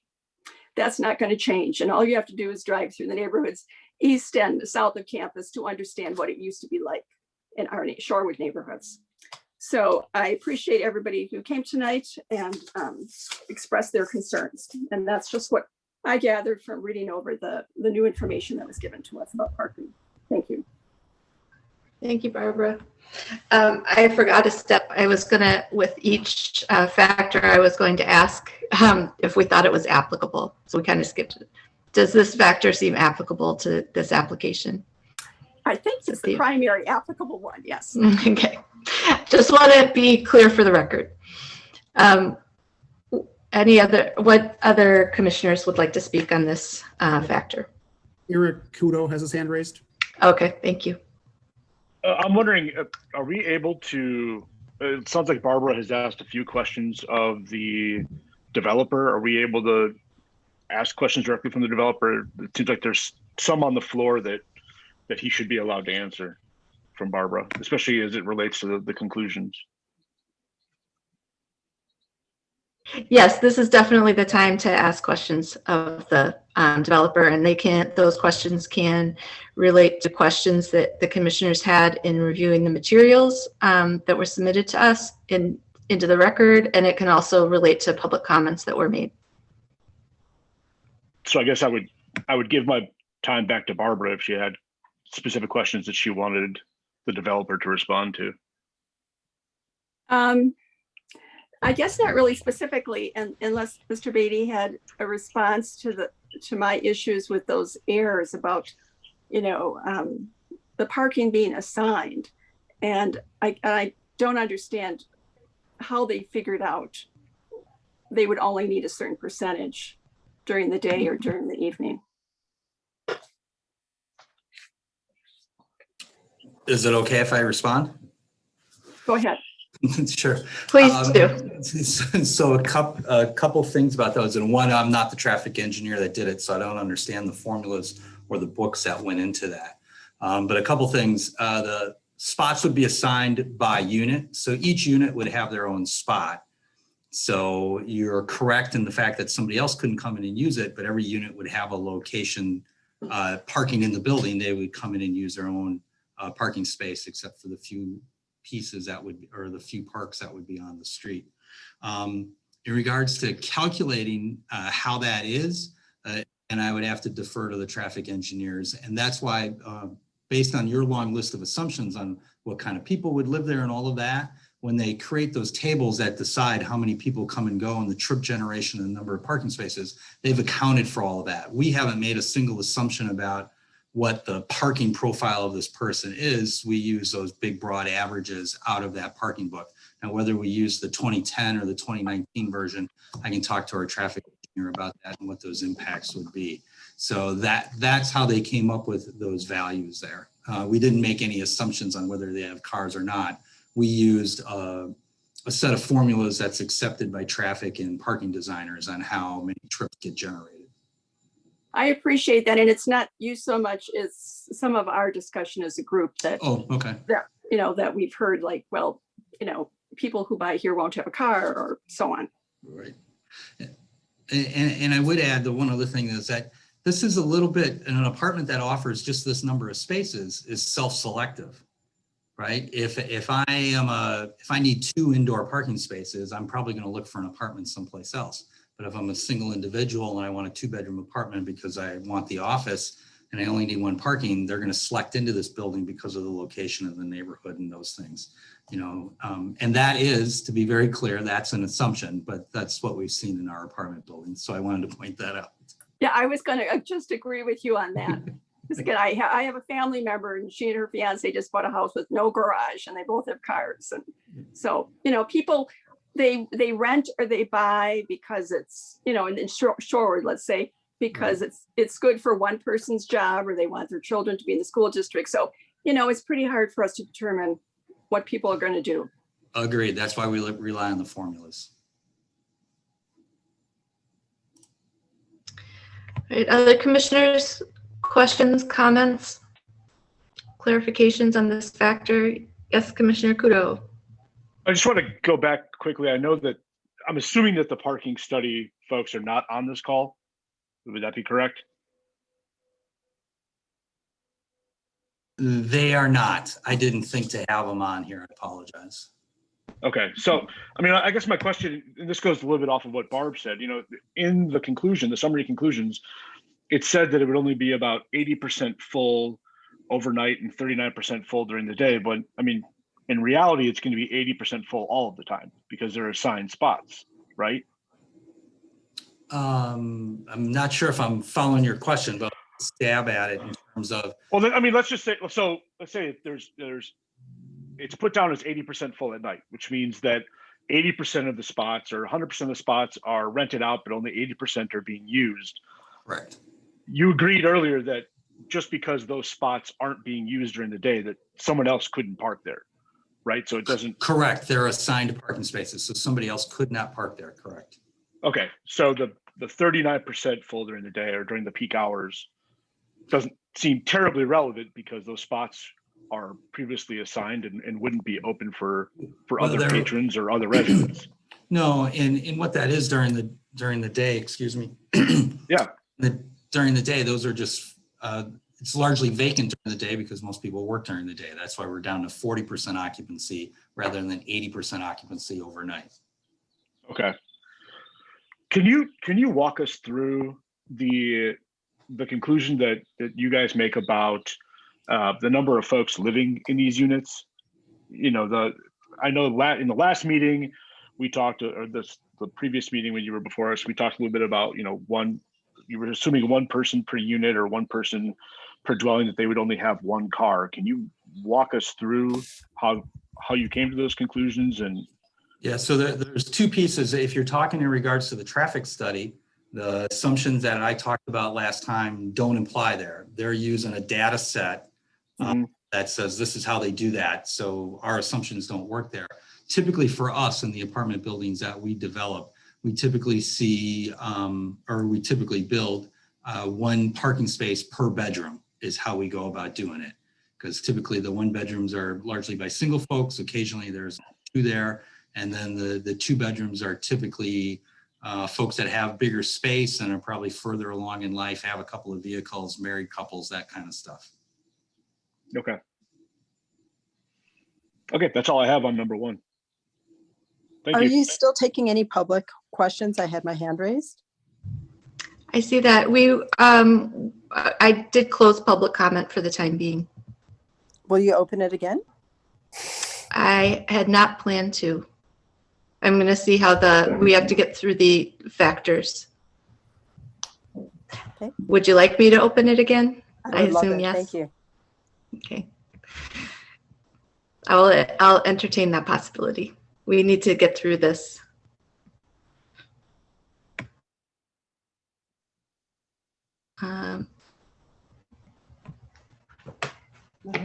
Other commissioners?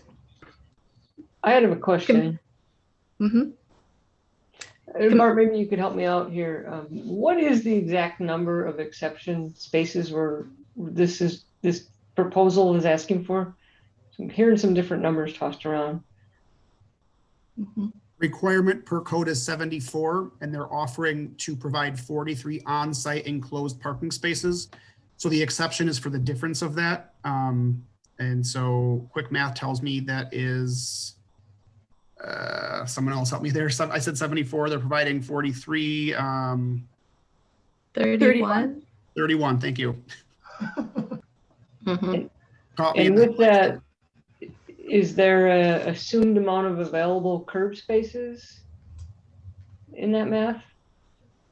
Not in my math. The developer has suggested that they believe that 8 additional curb spaces would be necessary to fulfill their projected demographic of the building, but that is not inclusive of the exception request. The exception request is specific to the number required on-site enclosed versus the number that they're providing. So that's where that number comes from. The other question I have is about our new overnight parking permit availability. Anyone in any apartment building in Shorewood can get overnight parking now, right? Correct. 2 per household unit are allowed to purchase that on-street permit, or off-street permit as well. There's off-street availability at the Village Hall lot, which is not that far from this particular development, but yes, on-street is 2 per household unit. So whether this building had 74 parking spots or 43, everyone in there could still get additional parking spots. That is correct. So that talks to density and traffic, irrelevant of how many parking spots are in the physical building. Thanks for clarifying. I guess I have a question on this one. What, a resident mentioned, and we talked about it last time when we were considering this. What's the history on the, resident talked about 5 years trying to get the 2-hour parking put up. Why is it not on Stoll?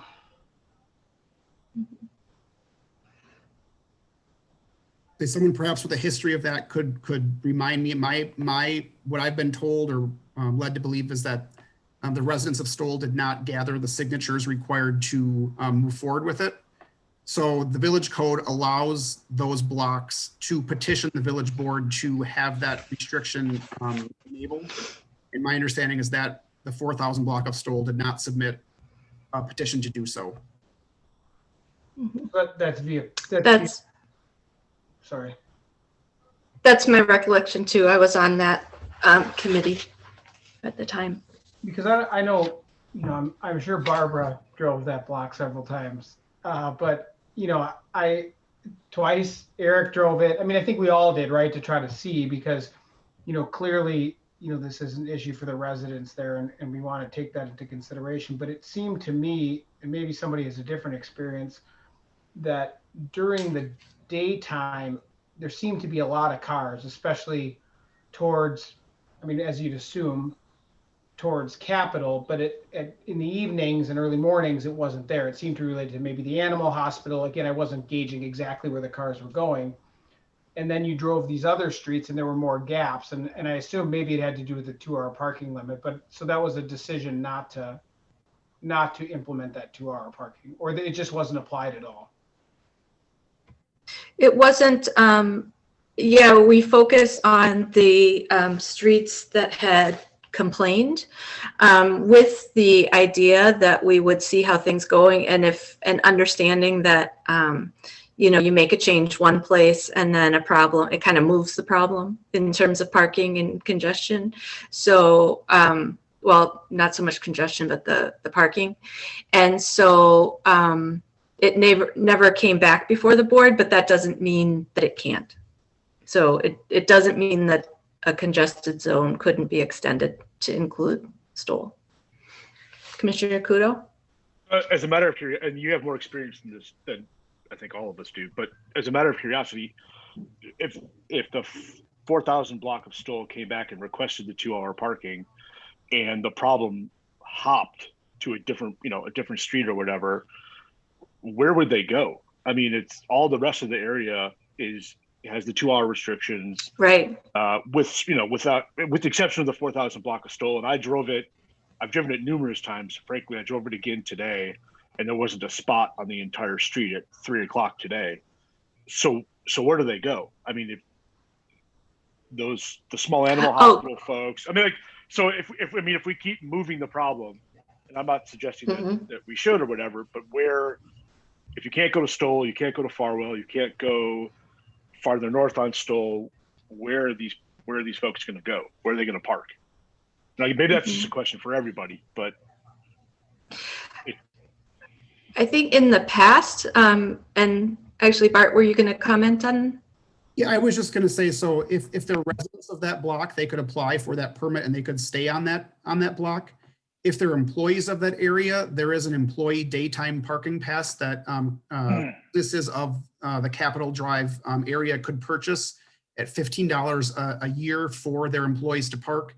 They would be required to park 1 block north of the restricted area, leaving the block itself for residents, but the blocks to the north would be available for those employees to purchase that pass and park up there. So that's more common on the south side of of Capitol Drive in the congested area. But when the program was extended to the northern blocks, that provision was also provided there. So presuming they live in the block, they could still park in the block. If they're employees of a business in the block, they could park 1 block north of the restricted area. So that everyone would kick up to the 4,100 block of Stoll or Farwell or whatever it happens to be. the employees and the non-residents, correct, would have to dissipate to somewhere else. Okay, thank you. And the idea being that if some of those parkers are associated with UWM, that the farther north you go, the less attractive parking in Shorewood becomes. So it's a disincentive. Yeah, I mean, I get it. It just seems like a bit of a game of whack-a-mole. It is. And admittedly, it's just something that the village board historically hasn't chosen to take on, but they certainly can. I think there was research done about different kind of village-wide parking policies, daytime parking policies. So it doesn't mean that it can't come back before the committees. So I think that would be with if we revisited that code as part of now that we've adopted the comprehensive plan. Okay, thanks. So, Bart, you want to repeat the factor that we're on just to remind everybody, since we've had a lot of discussion on this? Sure. So the first factor is the effect the granting of the exception will have on adjacent parking and traffic conditions. Mm-hmm. Okay. Trustee Bockhorst or Commissioner Pollack, you haven't spoken yet. Not to put you on the spot, but I'm just inviting before I speak. Trustee Bockhorst?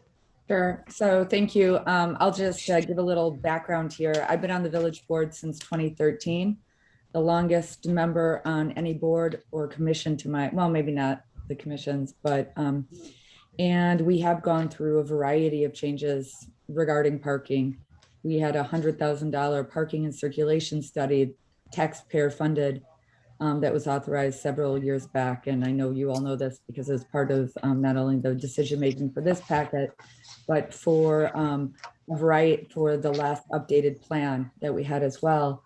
I also was part of those discussions with the 2-hour parking, and as Mr. Kuda said, the whack-a-mole situation of where do the parkers go? And these are great questions and hypotheticals and speculative things to consider.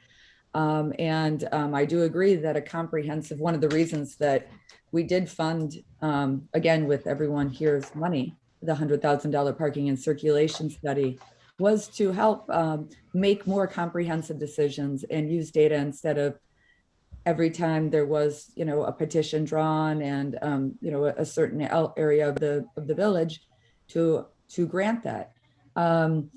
So I want to keep the meeting moving. I'm very much enjoying the conversation and the residential input that we've had. And I guess not everyone was just a resident. We had, some individuals that own numerous multifamily units, not only in that area, but in the village of Shorewood. And I can understand, that for them, parking would be a premium as well.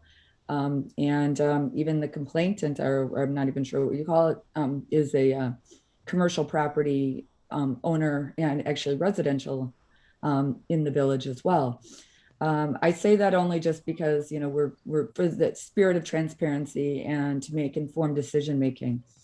I also understand that there is a lot of speculation, and not just from those of us here that are serving on this commission, but from residents, as evidenced by a lot of the form letter emails that we received, and some of them original as well. And I do appreciate, but what I'm hearing is that we have 2 different independent parking studies, one that the village paid for, not specific to this exact project, and then one that the developers paid for and used the, now I heard that there's some antiquated potential concerns there, but I wrote it down somewhere, I forget here there. The TDI parking that meets the ITE standards, which are required by this village. So again, I want to stay away from speculative points. I do agree that anyone, I don't know how many of you rent on this commission. I do. I know that I'm at least one. And when you are determining where you are going to rent, you do look at these factors. So I can't speculate that anyone who is going to take well, anyway, I'll put that aside. I heard some other things from some of the commissioners here too regarding parking on the street and other factors for contractors and service employees and whatnot. One thing that we all should know is that anyone can apply. So if you're getting your kitchen remodeled or a third level added to your home, and you are going to have contractors there for an extended period of time, you can get a parking permit for that through the village for the employee. And these contractors will know this because they have to apply for a variety of permits in order to do the work. So I appreciate the opportunity to talk, but I'm ready to move on to the next point. I appreciate that. Commissioner Pollack, do you have anything, comments or questions? You don't have to. Thank you. I had just one question regarding the proposed design, just regarding parking spot 43. I just trying to understand the mechanics of how that was supposed to work, if the developer's still on the call. I am, and I'm looking at my, 43 is the parallel parking space? Yes, so if I'm coming in, traveling west, if I think I'm reading this correctly, because each garage has only traffic flowing one direction. Correct. Assuming there are other cars parked in 39 through 42, how do I get there? So the other thing that, and remember this is more of a program document than anywhere close to being a design document. Sure. Notice in front of spot 39, there's almost a car length that's hashed out. So those spots will kind of get shoved back to the east so that there's room on either side for you to pull in and out. And then that's why we have the hash spot next to the road, next to spot 28, so that people can pull in, turn around and get out. And you notice that the drive lanes are wider than most parking garages. Most parking garages are about 18. We have ours at 22 to facilitate those Y turns. Thanks for that clarification. I don't have any other questions. Good. Okay. I do. I'll call on myself. Couple of clarifying, Mr. Beatty, the turn radius for the driveways on Stoll, can you tell me about the engineering on it? That was a concern that came up several times. It's apparently the street is narrower than other streets.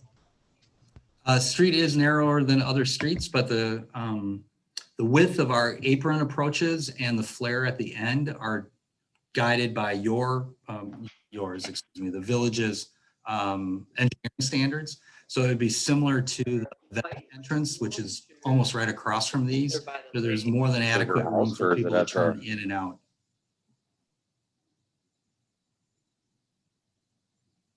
Would you mind repeating that? I couldn't hear that.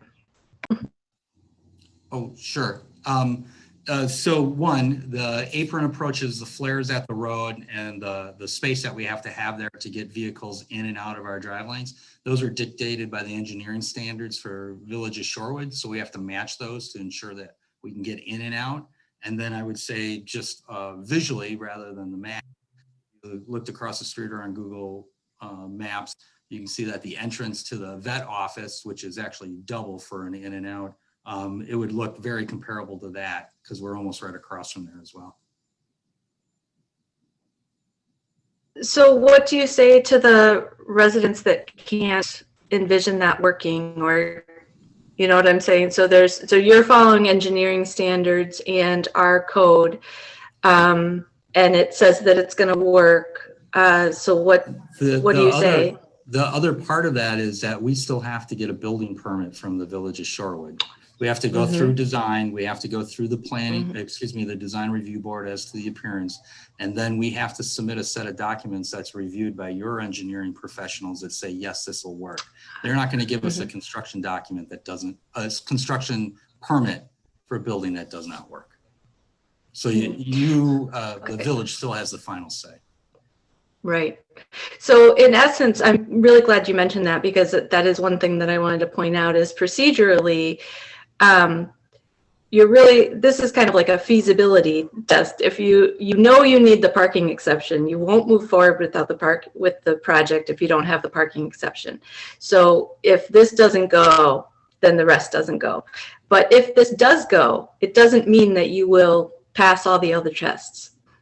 necessarily. Correct. Right. Yeah, there's a long road to go. So, right. So that's what I did want to say to the members of the public and the commissioners that are on the line tonight is this project is nowhere near being approved. So any types of references to this project being approved in some type of fast track, or it is nowhere near being approved. So not to discourage you, Mr. Beatty, but just to be clear.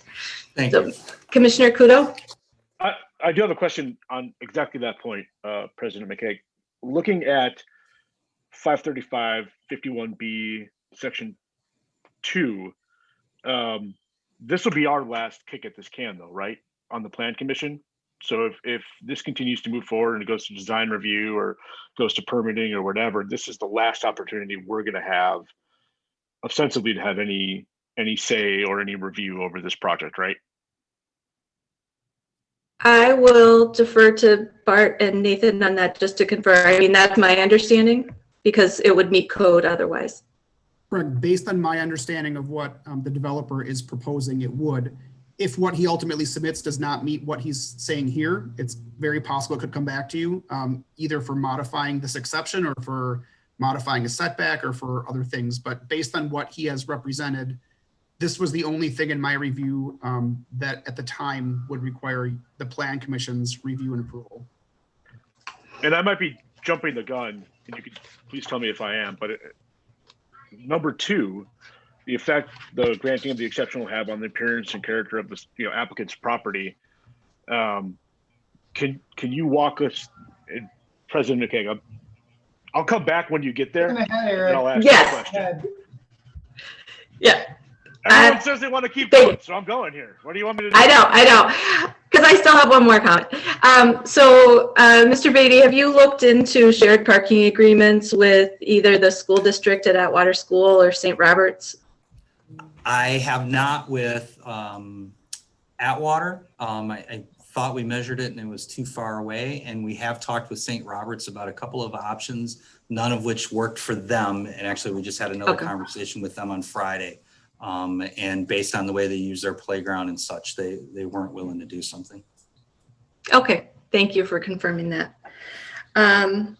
Okay, I see commissioners that have already spoken have their hands up. Are there additional questions on this, on number 1? Or are you ready to move on? This one? Okay. Barbara?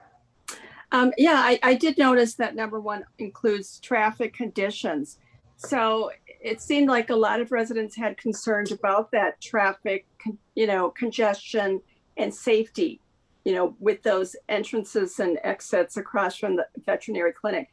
And I'm just wondering if Catalyst Partners had considered or dismissed or whatever, having the entrance to the parking structure off of Capitol. Now that might present a whole bunch of other, traffic issues on that state highway. But I'm just wondering if they had looked at that and what they thought about that as an option.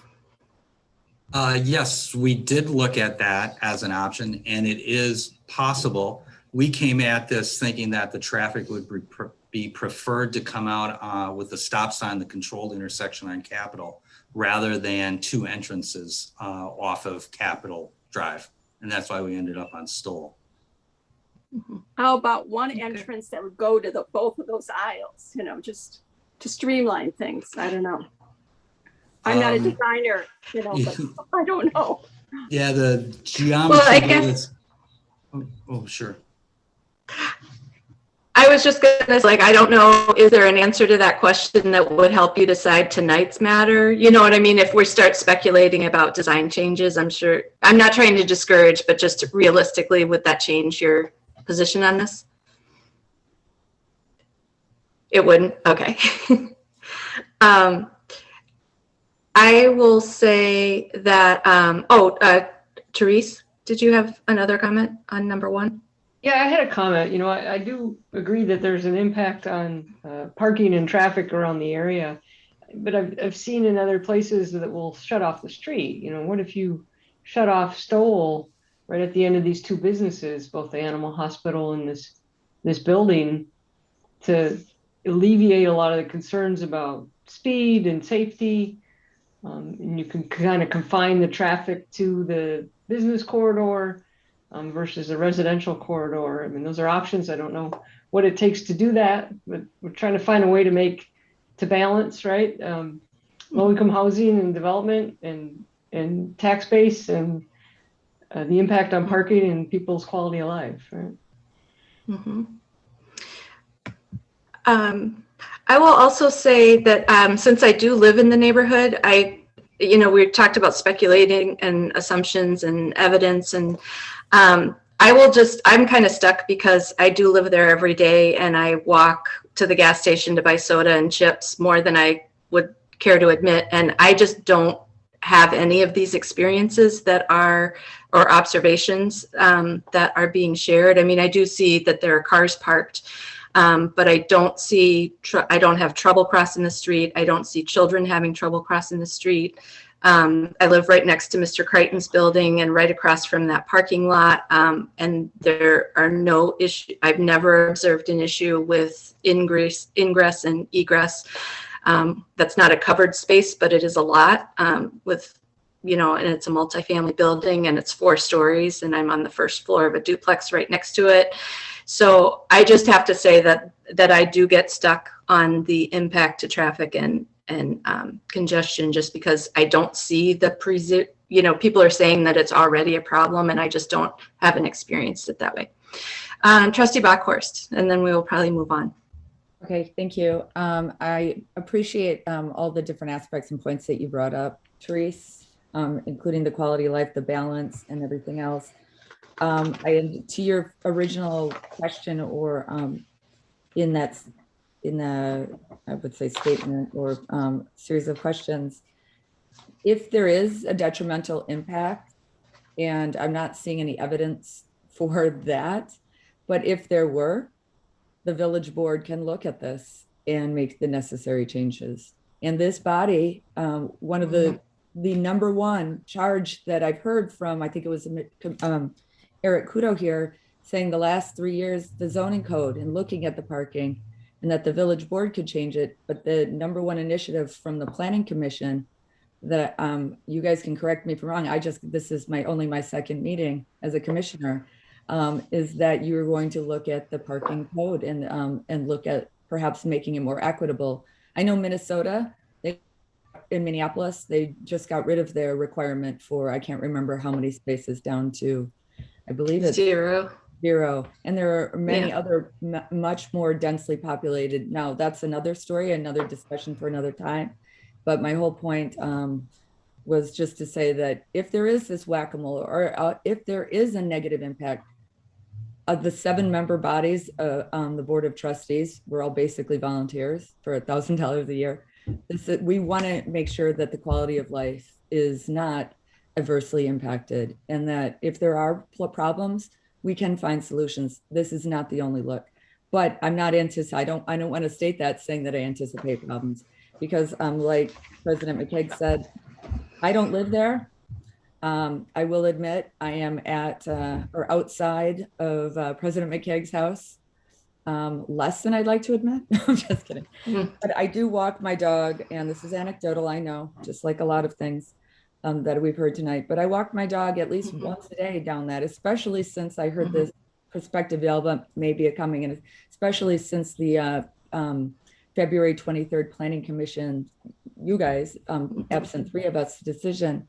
And just to see, for myself, and this was during, a lot of times where they're social distancing, I'm walking my dog in the street.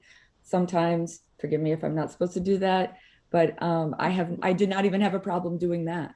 And granted, this could be the wrong time of day, commuter time, I'm not sure. But anyway, I'm sorry for that long-winded. Okay. I would like to wrap up the discussion of factor number 1 and have Bart read item 2. Nathan, is there something that we need to wrap up on, put a button on this? Okay. Because for item number 2, I just had a comment after Bart, if I could. Okay, so what we're going to do, we're going to move through the factors in order, and then at the end, entertain a motion determining where we are. I may take comments from people who have not spoken yet tonight. I will not take second comments, however. Bart, can you read factor 2, please? The effect of granting the exception will have on the appearance and character of the applicant's property, adjacent property, and neighboring property. Nathan?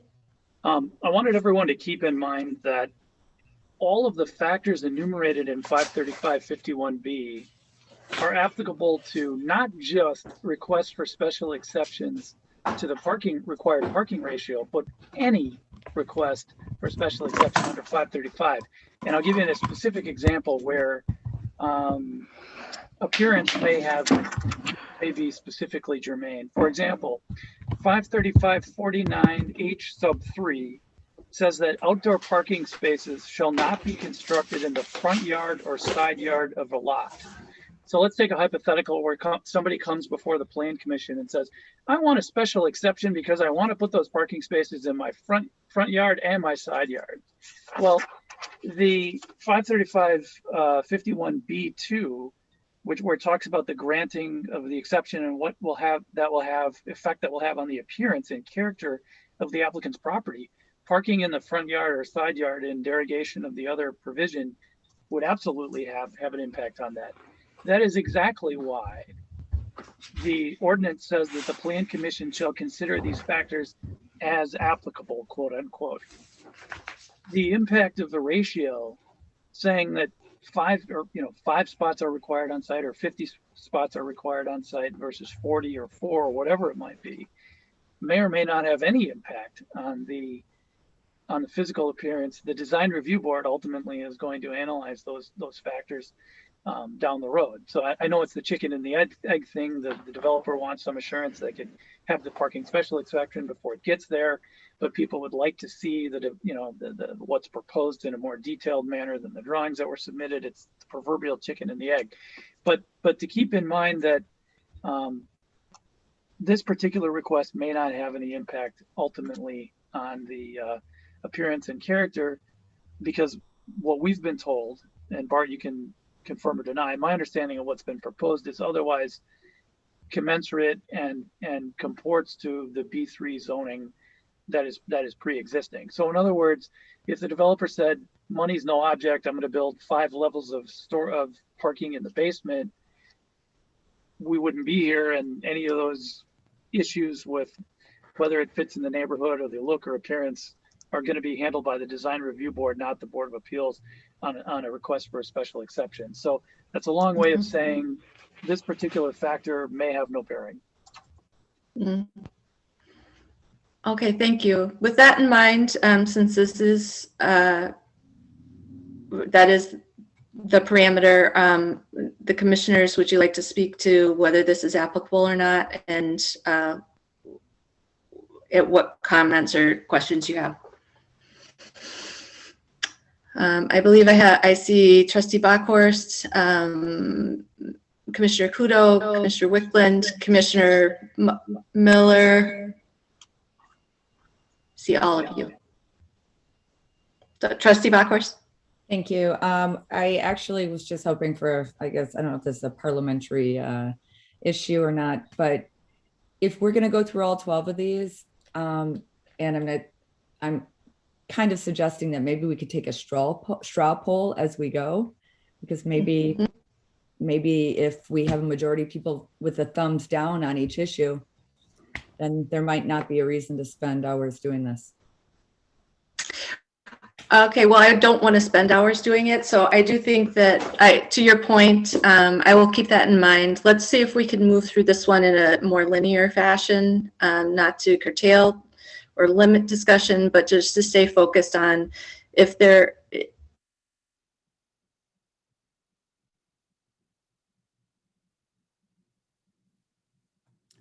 I think you froze, President McKeag, at least on my computer you have. Yes, Andrea. Do that. Okay. You may need to restate, President McKeag. You froze on us there for the last 20 seconds or so. Okay. I appreciate your point. I would let's try to, for your comments, state if you think it's applicable. State if you see evidence in favor or against the factor, and then we probably can move on from that point. So I apologize, I didn't give very good direction to begin with. Commissioner Wickland? Yeah, I just from that, Nathan, I think that's what Eric was asking earlier, is that this is applicable. You know, if the parking spots were sufficient, even the way it's designed inside, we wouldn't even be talking about this. So I just don't think this one's applicable. Okay. Mr. Kudo? Nathan, can you describe or can you define for me 535-51 number 2? Can you just describe for me what character means in that particular statute or code? Well, there's no definition of that provided. But again, the best example I could come up with of another request for a special exception under the parking, to give you an example of where it would absolutely apply for comparison's sake, was 535-49 H3, which says that outdoor parking spaces shall not be constructed in the front yard or side yard of a lot. So in other words, if you had somebody coming and saying, well, you know, I want a special exception because I want to park in the front and the side of my lot. Well, that's going to have an impact on the character and the physical appearance of that specific property. And that would absolutely be an element that you would discuss as to whether you would grant or deny. Because again, it talks about the appearance and character.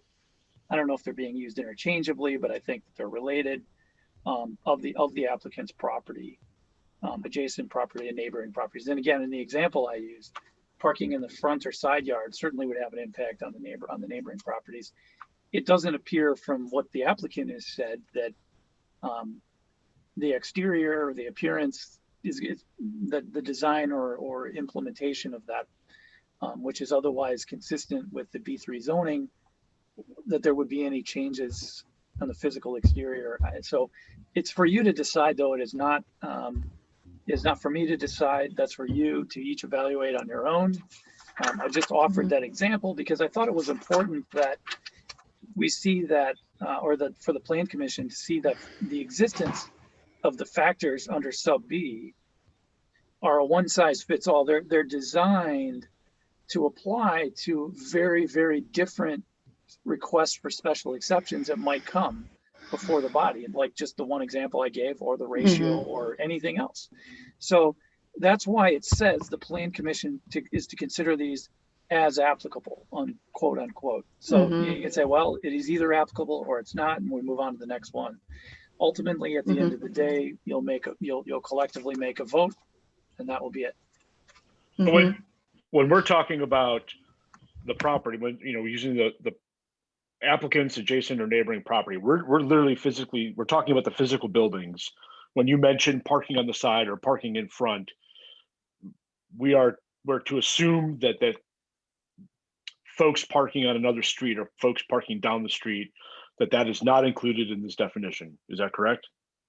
Well, that's for you to decide. Look, if you want to consider otherwise, vehicles otherwise legally parking on a street where it is otherwise allowed, could there potentially, does the parking study show that there's going to be, an influx of additional parking on the street, or that there won't be an additional influx of parking on the street? I think that's for the body to decide whether that would have an impact on, I want to get the exact language from sub 2, the appearance and character of adjacent properties and neighboring properties.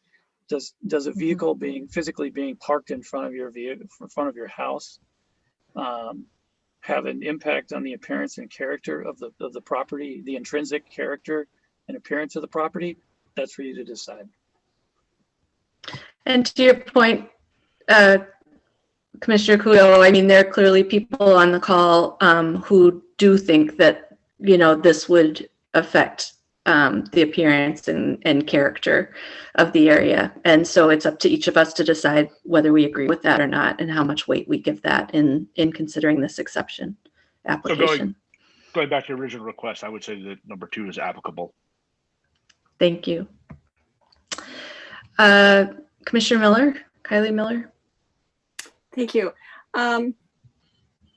as far as character, this neighborhood does get a little quieter as we go east on Capitol. You know, we've got 2 schools, we have a church, and then, you know, even the height of the buildings gradually gets a little lower as we kind of get up to Downer, and then it becomes all residential. So if you put a 4-story building there, sure, it's going to change the character. I mean, I think that's a given. I wasn't sure whether this would fall under number 2 or maybe down under number 7.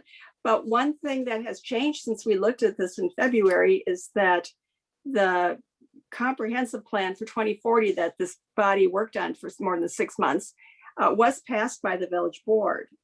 And so the direction for this stretch is supposed to be mixed use Main Street with either all residential or some kind of mixed use, you know, retail, restaurant, service business on the first floor.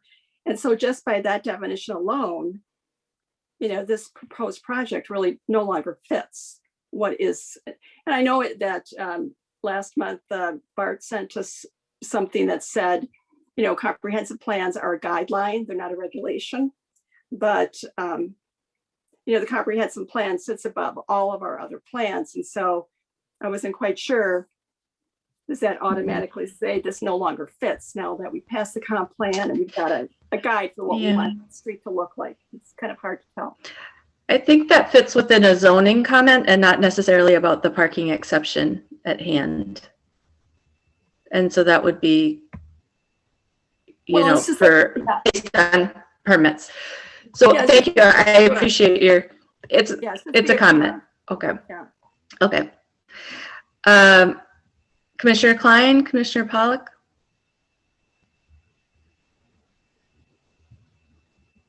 I don't think sub 2 is applicable in this circumstance. Okay. Commissioner Klein? Yeah, I agree that it's not applicable.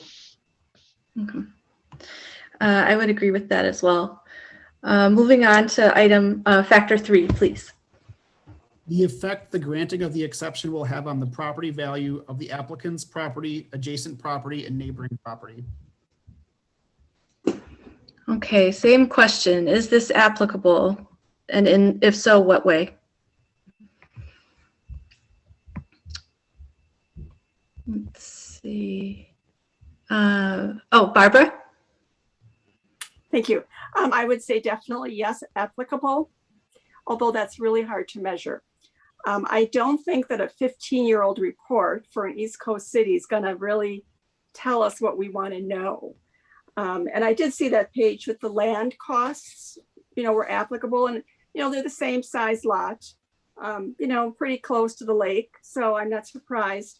I did look on the village's database just to see like what's the total property value. But again, that's, you know, unless we know, is it a single family, is it duplex, does one have, you know, updated appearances? Again, that doesn't tell us anything. Well, what I would have found more relevant and informative is if we had information on what did those 3 4-story buildings on Oakland and Kensington do to the property values of the houses adjacent to behind them, you know, after construction. But so although I think it's applicable, I don't really know how to judge that, you know, for this. I think I can relate to that because I asked myself similar questions. And when I was meeting with Bart and Nathan, I asked on those kinds of things, like, you know, missing data, if you will. And the thing is that we are asked to evaluate the evidence that's been entered into record. And so that evidence was not offered to us. Now, anecdotally, I know that those properties have gone up in value, and that is essentially the understanding in the market. But that's anecdotal. So, but that is my experience, and we have said that experience is fact. Okay, Commissioner Wickland. Yeah, sorry, I think this one is definitely applicable. I mean, like, I think we should definitely discuss it, but, you know, I think the presentation, I thought, Barbara, that was a great example you used there. It's definitely going to affect property values, you know, whether up or down. I can't really determine. I did review the developer's information, but, you know, I'm hoping that everything we do in this area raises people's property values. Wish it wasn't their taxes as well. So, but it is applicable, I think. Nathan, you gonna tell me I'm wrong? Nope, not at all. Okay. I was just raising my hand for. Oh, is it okay? Oh, I just wanted to point out that really the analysis is a little narrower, though, I think, than maybe it's been cast earlier. The question is whether specifically the granting of the special exception to go from a 1.75 ratio of parking spaces to dwelling units down to whatever is proposed will have an adverse or will have any impact on the property values of this property or adjacent property or neighboring property, not whether or not the existence and creation of the development in and of itself, which is an otherwise approved. So I just wanted to make that distinction, that's all. Thank you, I appreciate that. That's right. We are here to look at a parking exception, not a use. Commissioner Pollack? Thanks. So I just want to restate what Council just said there. So the question is only whether the 31 additional parking spots are going to affect property values? Okay. Thank you. Do you have an opinion whether it's applicable? I think it is probably applicable, but. Okay. All right. Any different comments? Commissioner Klein? No? Okay. Barbara? If we're looking just at the effective value on the excessive parking, then I would say, unlike those buildings on Kensington that did provide enough parking for the spaces per code, then I would say this would have a negative effect on the value since this building would not provide enough spaces. Right. I guess there's no evidence in our packet around parking spaces affecting home values. So, okay. Trustee Bockhorst. Just for the record, I will say that I do not believe this is applicable. Okay. Commissioner Kudo? I do believe that this is applicable. Okay. Thank you. Do you have evidence, or are you citing certain pieces of evidence? No, I believe it's applicable. I just feel like we're missing a lot of evidence. Okay. Whether it's positive or negative, it's with what we have before us, it's virtually impossible to tell. But I do believe it's applicable. All right, thank you. All right, item 4. Well, are we not going to discuss it, or are we? So where does that leave us if a majority of us think it's applicable? Discuss? Why not? We can. I mean, my understanding is that yeah. So we are supposed to discuss it. I just didn't understand that you had discussion points.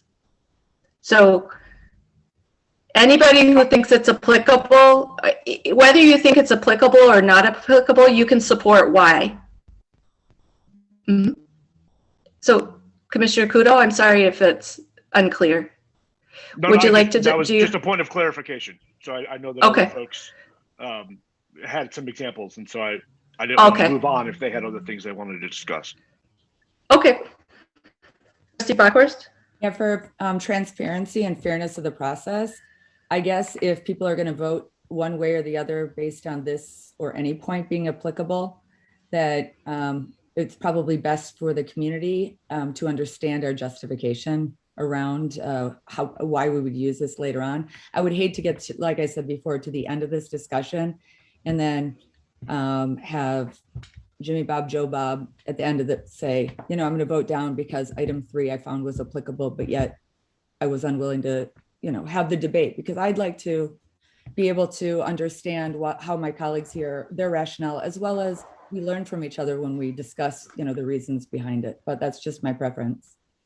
Well, I would open it up. So what is the rationale? I guess that's what I'm asking. If you think if it's applicable or not, and your rationale for such.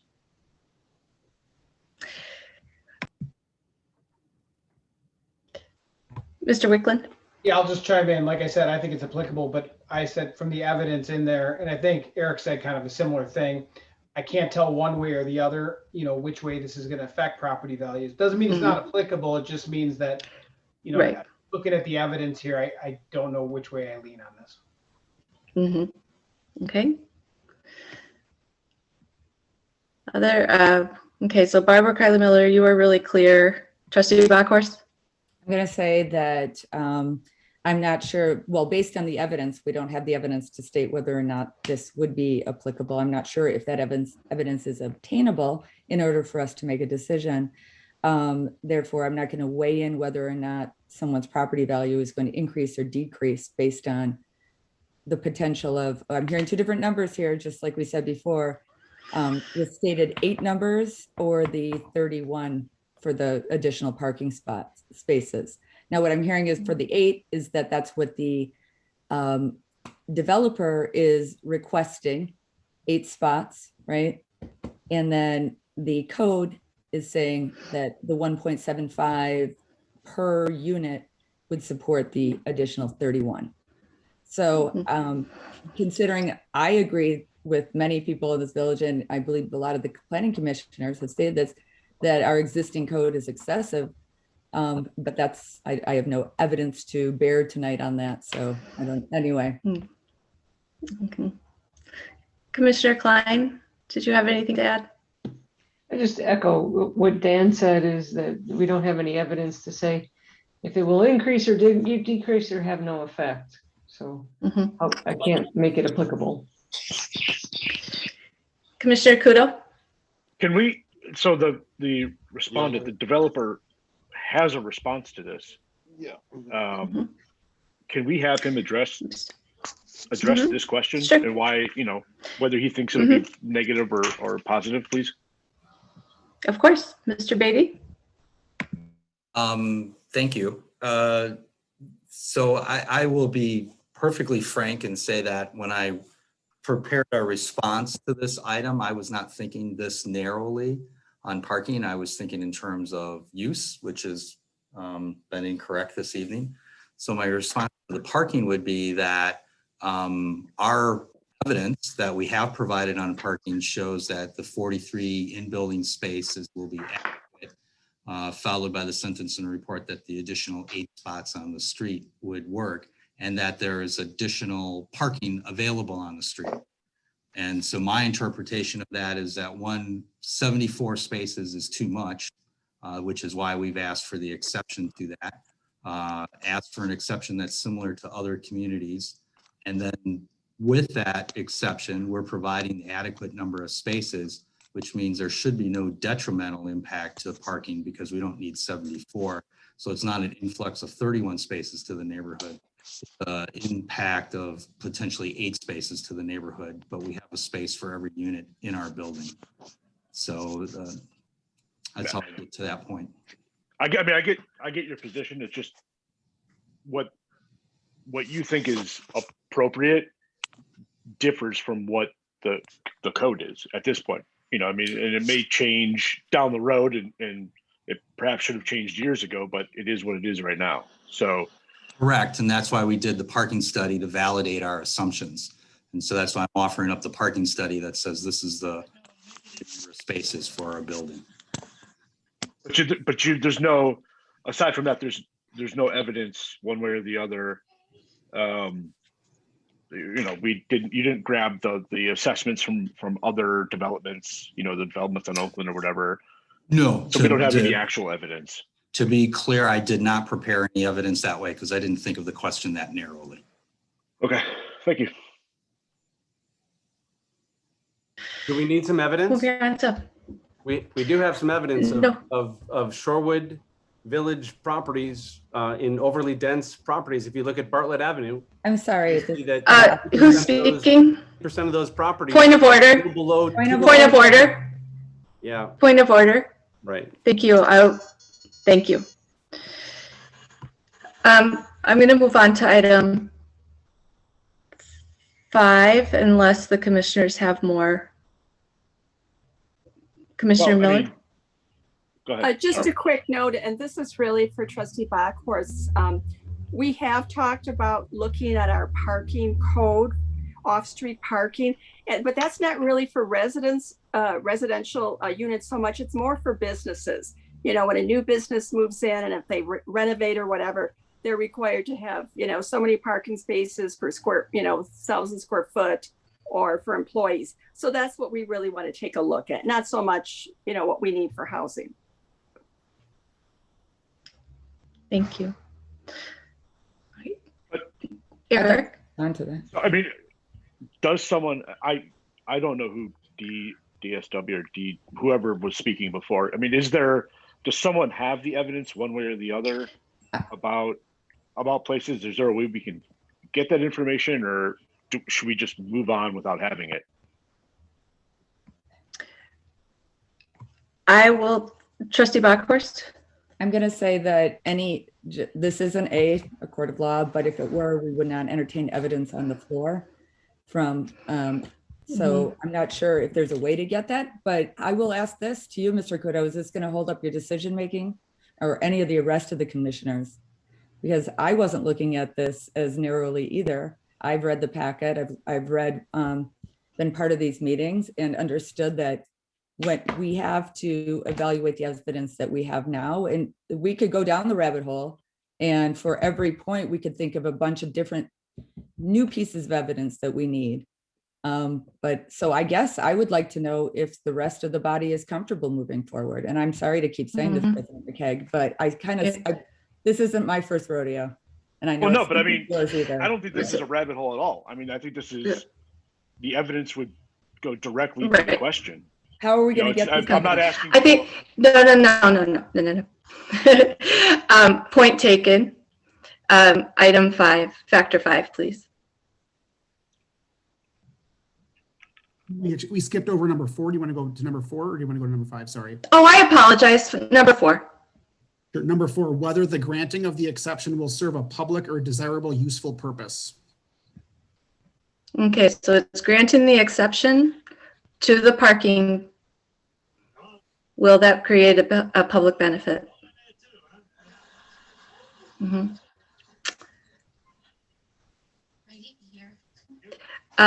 Could you mute your phones, please, or your microphone? Thank you. Commissioner Wickland? Yes, I have a question for Nathan on this one again, because I think we've gone broad on a lot of this stuff. So clearly, if we don't grant this exception, it's not going to go forward, right? So by granting it, you know, we're granting an exception to the parking, but the project moves forward. Is that what we're talking about, the project moving forward here? Because again, I want to make sure we're not too broad, but also I don't know how, otherwise this is clearly not applicable if it's just about parking. So.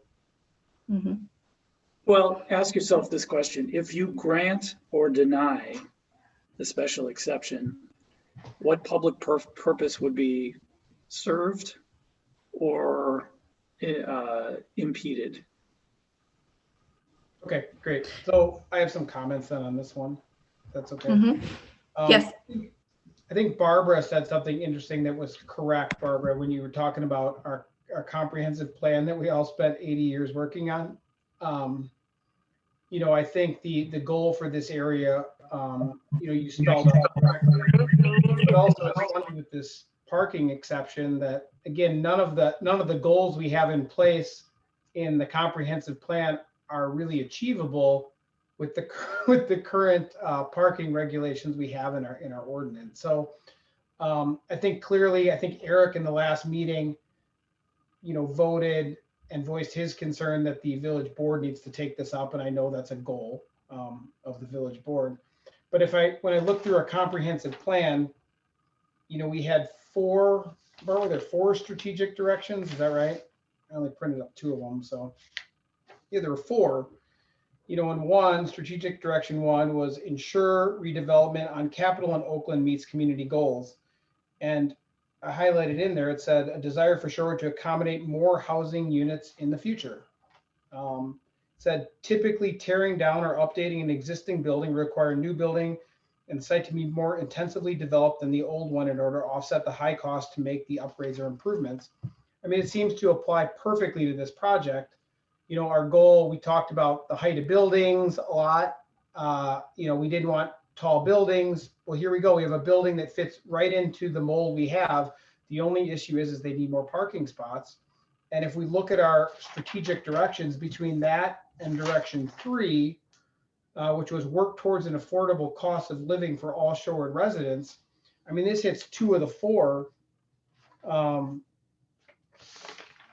directions we wanted to head on there. So I was just looking at the project in general, and after spending all that time on our comprehensive plan, it seemed to check those boxes. So I just want to make that comment. Thank you. Commissioner Miller? I agree that at this point is applicable, but as Attorney Bayer said in the beginning, we don't have to weigh all of these elements equally. So it could be, you know, and I don't think any of us would say we don't want to have more affordable housing in the village. It's just, does this project, do the pros outweigh the cons? And it seems to be that the parking and the traffic impact on this neighborhood is more, should be weighed more and is more important than what public benefit we could get from, what is it, 42, 43 apartments? Mm-hmm. In its current format. Again, we're not talking about, oh, if it had underground parking, if it had, you know, other elements. Yeah. It's the way it's presented right now. Yep. Trustee Bockhorst?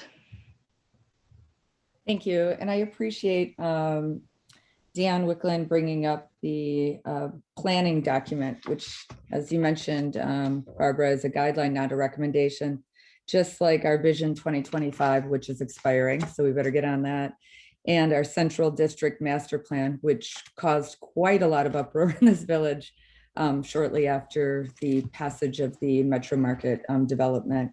But going back to some of the points that were mentioned by Dan regarding the public benefit and the fact that projects, not only with this project, but no other of the desirable, excuse me, let me reframe, none of the desired outcomes would happen without granting this sort of exemption for the development and the things mentioned regarding Capitol Drive. We also, but we're particularly talking about right now public benefit, right? For this item. And it's not the only one. It's not, for most, it's not the most important, but for some it is. But we're talking about, I can't remember the exact number of non-TIF related immediate tax benefit to this municipality, which, call it a benefit or not, but helping relieve the burden, the tax burden that we have from property taxes by increasing density and increasing the tax base. To me, I believe that to be a direct public benefit, but I'm not sure if that's how this is stated here. But and then the con, I'll throw that, you know, if we get rid of sun seekers, there's one less place for people to get sun, and that was a joke. Excuse me. Okay. Commissioner Kudo, Commissioner Klein, Commissioner Pollack. I think it's applicable. That's all I have on that. Is there anything you'd like to discuss? No? Okay. Commissioner Pollack? I believe it's applicable. There's nothing I want to discuss. Okay. Commissioner Klein? I think it's applicable, and I think it's in line with what we want to do. You know, having this exception granted is in line with what we would like to do with the village and the comprehensive plan. Yeah, I concur with that, and I agree with everything that Commissioner Wicklund said. I think the rub is that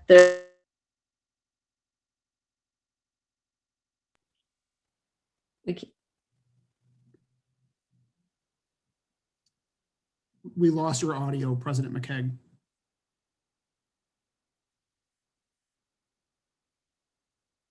You'll go out. Okay, you're back now. Can you? Okay. All right. I'm going to leave my camera off, which will make it a little bit more challenging, but I think my device is tired. So I concur with what Commissioner Wickland said, and it's difficult because hearing the neighbors and how much they don't want this parking exception to be granted, that is a public interest and it is very compelling. However, the evidence and experience that I've had is that this is much more in the public interest and there's a benefit to all, and that the concerns that the neighbors think is going to happen hasn't happened with other developments. And so I'm not sure that it would here as either. So I think it is applicable, and I would side on the part of granting the exception in this for this factor. So number 5. Whether the spirit and intent of the requirements of this article are being carried out. Okay. Nathan, can you give us a reminder of interpretation of this, or Bart, either one of you? Absolutely. First of all, I want to be clear that the article that's being referenced in sub 5 is Article 9 of Chapter 535, and that's titled Off-Street Parking. So to be clear, the portions of the code that are being referred to are between 535.45 and 535.51. I would also note that I think you're beginning to get to the point of the sub-analysis where there's going to be significant overlap. For example, when it talks about the spirit and intent of the requirements of this article, it's talking about the parking requirements of the village. And so there may be some overlap between sub 1, where you talked about the effect of granting the exception on adjacent parking and traffic conditions.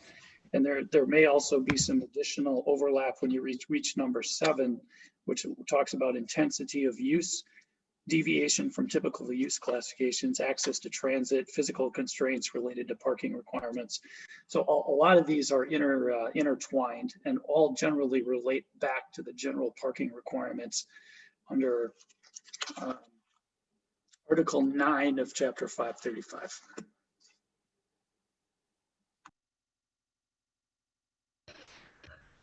With that, I don't see any hands of commissioners. Commissioners, if you'd like to speak, could you unmute yourself? Or I'm sorry, were you talking to the to me? I'm no, I'm sorry. I'm still talking to the commissioners. So the question to the commissioners is item 5, spirit and intent, is it applicable? And if so, why do you feel that way? I think I'm comfortable taking note of this one and moving on. Okay. Moving on. Thumbs up. Okay. Commissioner Pollack, I didn't see a thumbs up for you. We can move on. Okay. Item factor 7, please. I'll read number 6, I believe, President McKay, correct? Recommendations of any boards or committees the Plan Commission refers to application for advice. Is that applicable? Were there other, there were no other boards or commissions that reviewed this. Is that true? Correct. To this point, the Plan Commission has not referred this to anyone else. Okay. I think it's a pretty not applicable, but I wanted just to get it in the record if anyone had any yes on that. Show of hands, applicable or not applicable. So applicable is thumbs up, thumbs down is not applicable. All right, I see I have a majority, not applicable. We will move on. Now we go to item 7.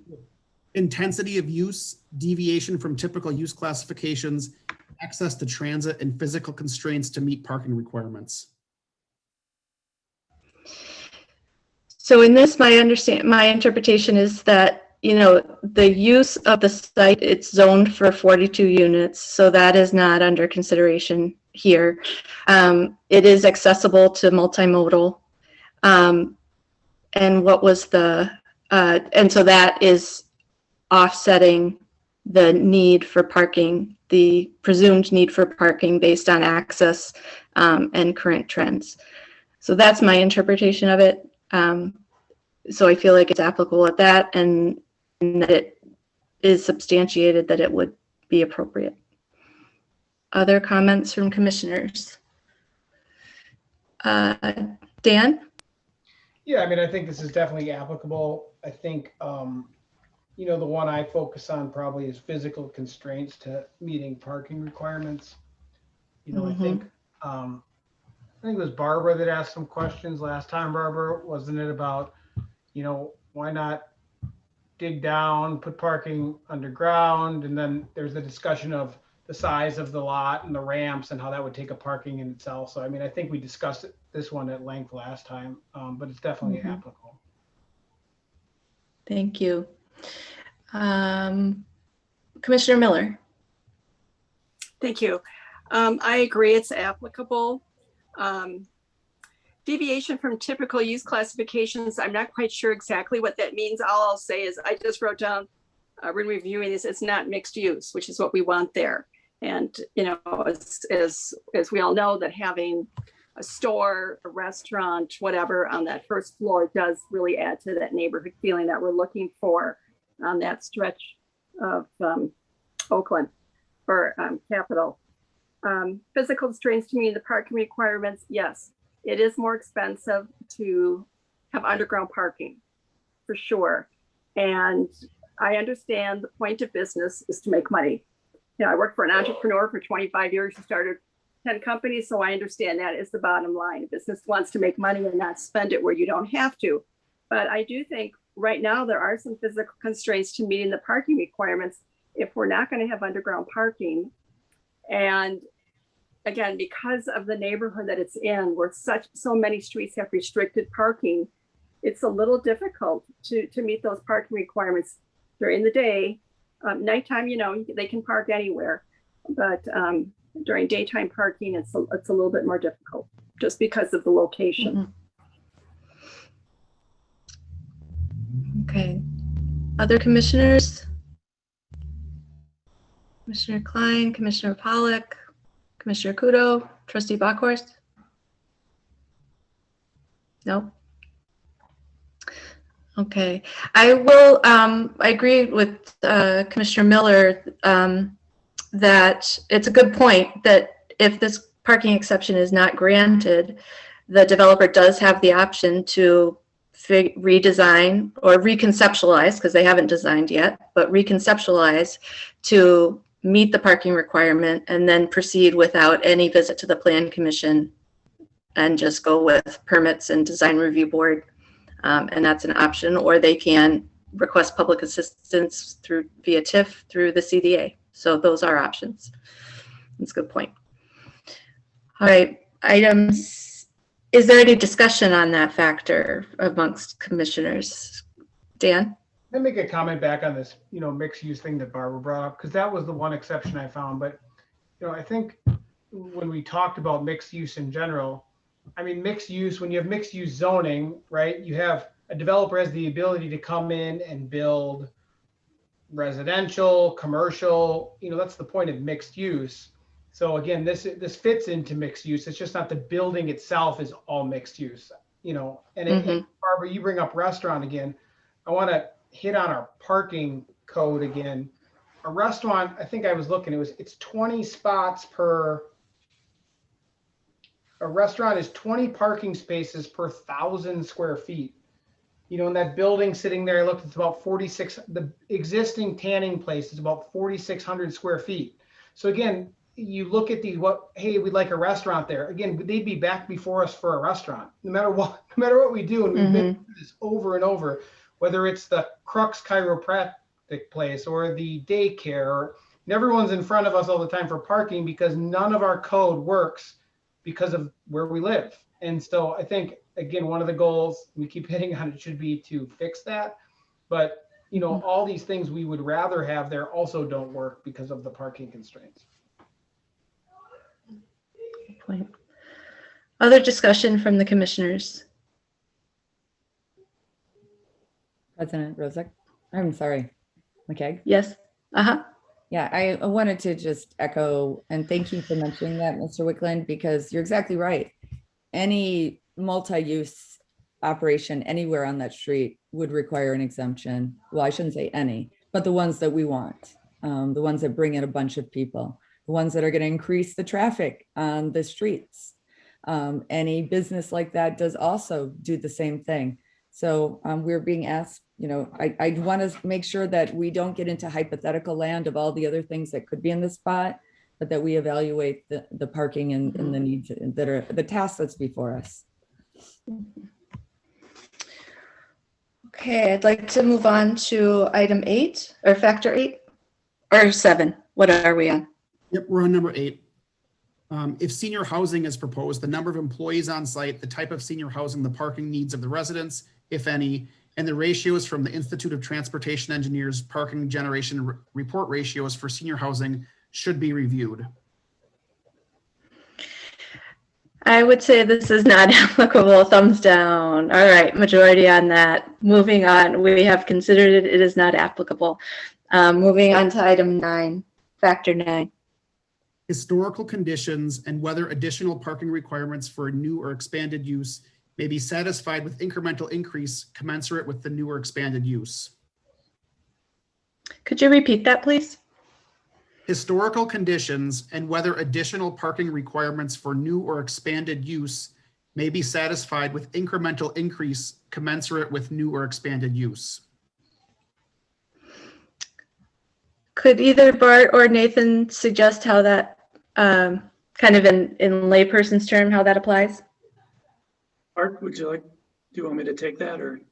Sure. My understanding of this is you would look at the historical conditions of the site and how it's currently functioning or has functioned, and whether or not the new or expanded use incrementally improves that condition.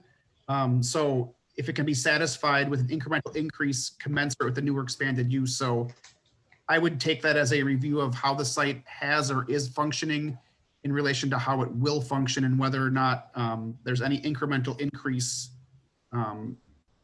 in my reading of that with how the parking would be satisfied. And let me add a concrete example of how I think that would apply. Let's say that you have an owner of a building that was constructed before the village passed these parking ratio requirements or any of the other parking requirements. And it operated and functioned, it was grandfathered in and operated and functioned as, say, an office building for a long time. And somebody bought it and said, I'm going to gut it out, and now I want to make a restaurant there. So factor 9 talks about new or expanded uses and how the parking requirements could be satisfied with incremental increases commensurate with the new or expanded use.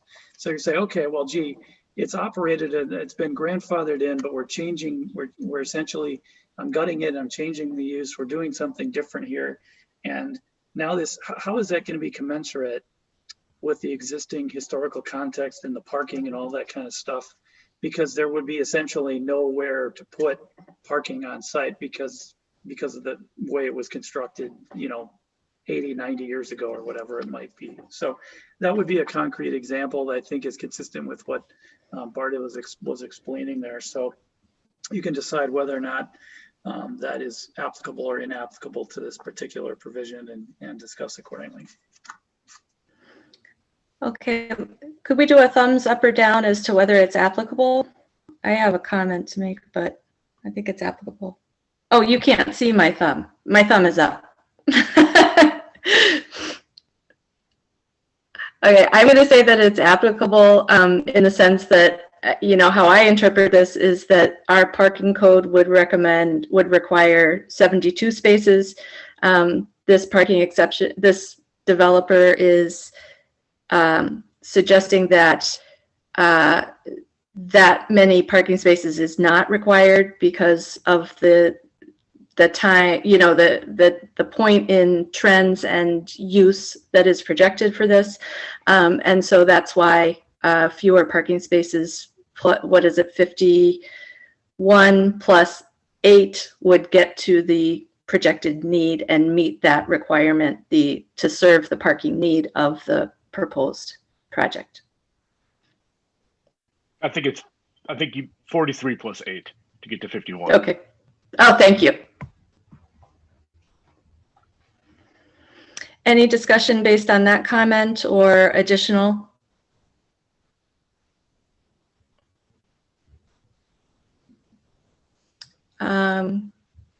Could you show me, I'm seeing no action, no hands from the commissioners, so I'm going to move on. Okay. Item 10. Evidence that actual parking demands may be less than code requirements.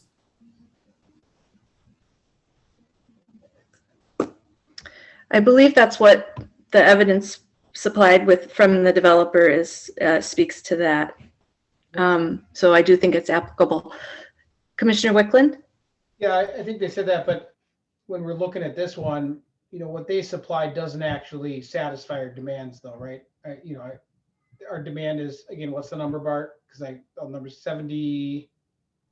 Well, our requirement is 74, right. But this is saying evidence that actual parking demands may be less than our requirements. Right, that's where I was going next. Now, they said clearly that from their experience, in their evidence, they submitted that many aren't necessary to begin with, and the on-street parking will support that. And again, that's been, the residents here have been here to tell us that that's not actually the case, but we have evidence for this one, so I think it's definitely applicable.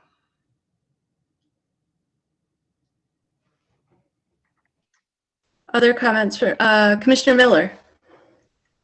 Thanks. I agree with Janice, applicable. I don't believe that they have shown that the demands will be less than our code requires. I don't think that the study that they did really showed us what facts those are based on. Mm-hmm. And I tend to give a lot of weight to people who've lived there a long time and understand what the situation is now and what it's likely to be when we add these 31 spaces that our code says the building should have, and it's not going to be provided. Thank you. Commissioner Kudo? I believe it's applicable, and I completely agree with Commissioner Kylie Miller. Thank you. Any other commissioners? Klein, Pollock, Bockhorst?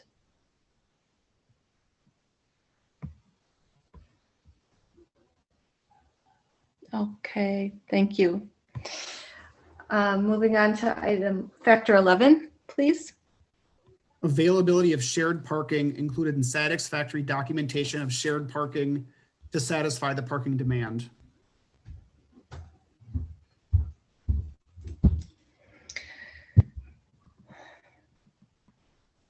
Applicable? Yes. Discussion?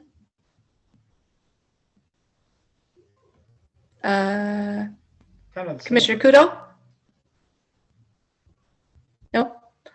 Okay. Mr. Wickland? I was just saying it was kind of the same as the last discussion, right? I mean, they provided their information and we have that in the record. Mm-hmm.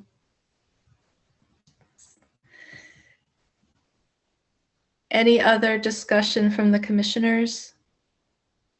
Yes? Commissioner Kylie Miller?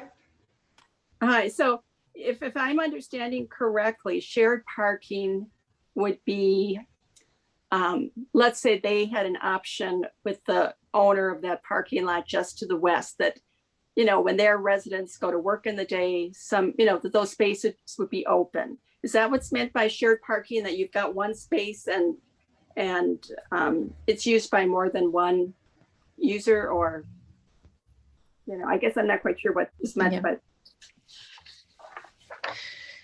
Yeah, I interpreted it as the shared parking, the question that I asked earlier about whether they had explored agreements with offsite parking at St. Robert's or at Water School. Bart or Nathan, do you have a differing interpretation? No, I do not. Okay. All right. So they have submitted evidence that there is not shared parking options. Any other discussion from the commission? Okay. There's a pin with, oh no, now it's gone. All right. Factor 12. Alternative transportation that has been reasonably shown to reduce the need for parking.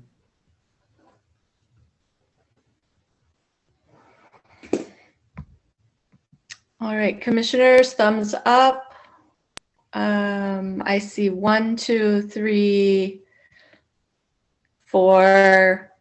We got some discussion going. Okay, just the commission registers that it is applicable, and I'd like to hear discussion. So alternative transit that has shown to reduce demand for parking. Mr. Kudo. I mean, I agree with, I think, the majority of the commission that this is applicable.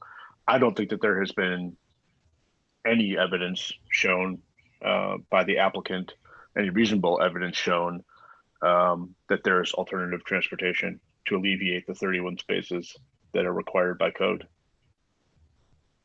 That's my only point there. Okay, thank you. Any other discussion from commissioners? Commissioner Kylie Miller?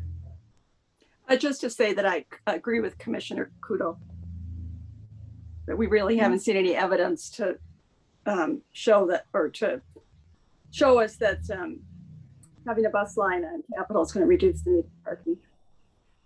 Mm-hmm. Commissioner Wickland? Yeah, I mean, I think we're opining on evidence, and we did get evidence from the developer that, talked about the bus line and also talked about the use of bicycles, talked about their experience with their development. We also know that the city of Milwaukee next door to us has a 1 parking spot to 1 unit ratio. So again, there is evidence out there. Whether or not we believe it is different. I just want to say. Mm-hmm. Other commissioners? Trustee Backhorst? Yeah, so our multimodal opportunities in Shorewood have waxed and waned. We brought the bike shares and the shared cars, and those went away, but then we also have the scooters. We do have bus lines. A lot of us are part of the CTS discussions with increasing and also rapid transit and other things. I think Dan hit on a really solid point. Our neighbor just to the south of us that has a staff of 7,000 people. Their DPW morphs, anyway, they have a 1-to-1, 1 unit per spot. So under their requirements, this project would be fine, more than fine actually. But I guess we're not Milwaukee. So I'm gonna say that a lot of this is our own personal paradigm and our reliance on car culture and our experience. My daughter's had my car for the last month, more or less, taking the bus to work or my bike every day. I actually enjoy it more. I'm not even sure, even though I have a free parking spot downtown covered in and out privileges, I still might continue to take the bus and bike because I can just walk a block away. But maybe I'm not the typical Shorewoodian. Commissioner Pollack or Commissioner Klein?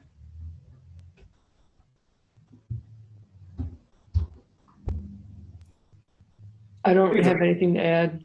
Go ahead. Okay. Okay. Yes, I will. Also, Whitefish Bay has a less restrictive parking requirement than we do as well, and they're not as close to multimodal but actually I have no proof of that. So I do agree with Commissioner Wickland that whether we believe it or not, the reality is that there is evidence that alternative transit we know that it's accessible from this location, and national and local trends indicate that it does replace need for parking or decrease. All right, factor 13 is any other items deemed relevant, right? Correct. I'll have you read it for verbatim instead of from. Sure. Such other matters as the Plan Commission deems relevant and material. Mm-hmm. All right. I do think this is applicable. Other show of thumbs. Yep. Yeah. Okay. Who would like to speak to this item? what are the other matters that you deem relevant? I think public opinion is one. Barbara Kiley Miller, please. Did you want to speak? Yeah, I agree with you, Trustee McKay. And that's one thing that was a little disheartening when we met in February, is that I think we had maybe 2 emails. We didn't have anybody speak. And here we've had quite a bit of outpouring of sentiment from those who live on the street that's probably going to be most affected, streets south and north of there, as well as other parts in the village. And so I really do think we need to, consider quality of life for our village. And it's easy to say we do things for the greater good. And yes, it would be fabulous to have a property that increased our tax base, but we have residents for 10, 20, 30 years who've been, paying their property taxes. And I don't care whether you live on Lake Drive or Larkin or Stowell. Your home is your single biggest investment, or your biggest single investment. And I think that, we're kind of hamstrung. We don't have a central downtown. We have these, business districts that butt up against homes. And so we have to be very careful in what we choose to put adjacent to them. And, we haven't yet gotten to that form-based zoning that we want to do. And our consultant told us what you do is you go block by block. So it doesn't matter if there's taller buildings to the west. If this was west of Oakland on Capitol, you've got a whole different situation where there's 4 lanes of traffic, 2 in each direction. So we've got a 2-lane street here on Capitol, State Highway, so there's lots of traffic.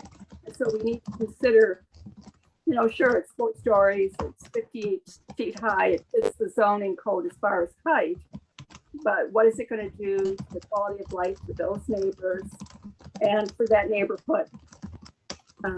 It's a project. No one's saying it's not a great project, but is it the best spot for? Excuse me. And I think public opinion, public input really should count for a lot.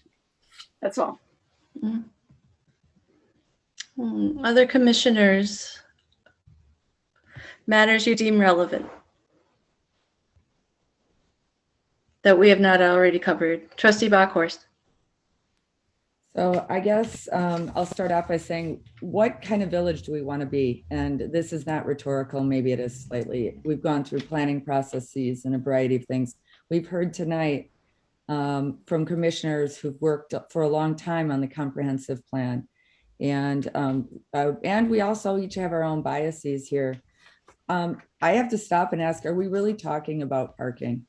Because I've heard that's really our charge in front of us tonight, is to determine whether or not we should grant an exemption to the parking code, which is considered excessive as far as many cities are concerned. But yes, technically that is our existing code. Every one of you on this commission who's served for a while has had other businesses, other things come to you regarding granting exemptions to this code. I understand that the east side of Shorewood doesn't have as much density or development, that for better or for worse. I am much more inclined to want to live in a place that has higher density. I live on the east side of Shorewood now, but not as far east as perhaps some of you. But again, are we really talking about parking here? That is the only thing in front of us right now. It's not how this building will impact the neighborhood as far as the type of residents or the amount of units or et cetera. But since this item does say anything else that is relevant, sure. Again, what kind of village do we want to be? Do we want to be open and inclusive? Do we want to be a place that is pro-car culture or one that promotes multimodal opportunities? We also have parking programs. We can look at our parking programs. And quite frankly, I'm not tied to this development in any way. I'm going to state that for the record, whether or not this one comes or another one subsequently. But who else is going to want to come if we shoot them down tonight based on saying that the 8 to 31, 8 by what their needs are, or 31 stalls additional by what I consider an antiquated code is. Next time when we're all here, if it's not this development, but it's something else, are we going to be in the same spot? And again, I can't predict the future, but I can say this: yes, change is tough. Parking can be looked at. We have addressed parking. We've made some drastic changes to parking in this village, and we'll continue to do that. Again, we have a small staff. It's a smaller village. These are growing pains, but we also have to look. We're going to have a lot of big decisions in the next coming years based on taxes in this village, and this is one of those equations. I'm going to go back to it: property tax relief. Do you want it or not? That's not the only question. But if you are someone who supports property tax relief, having more buildings on the tax roll will help alleviate it for the rest of us. Beyond that, I'm sorry, I lost my train of thought, and this was what I considered the most important part. But yeah, well, again, we are talking about parking, and oh, I know what I want to say. We did receive a lot of feedback, as Barbara mentioned. We received a lot of emails. A lot of my neighbors contacted me wondering why they received these flyers that had no name listed on them, no way of determining whether or not these are credible flyers. I think it said something like East Side Neighborhood Association. I didn't know we had neighborhood associations in Shorewood. I've been on the village board since 2013.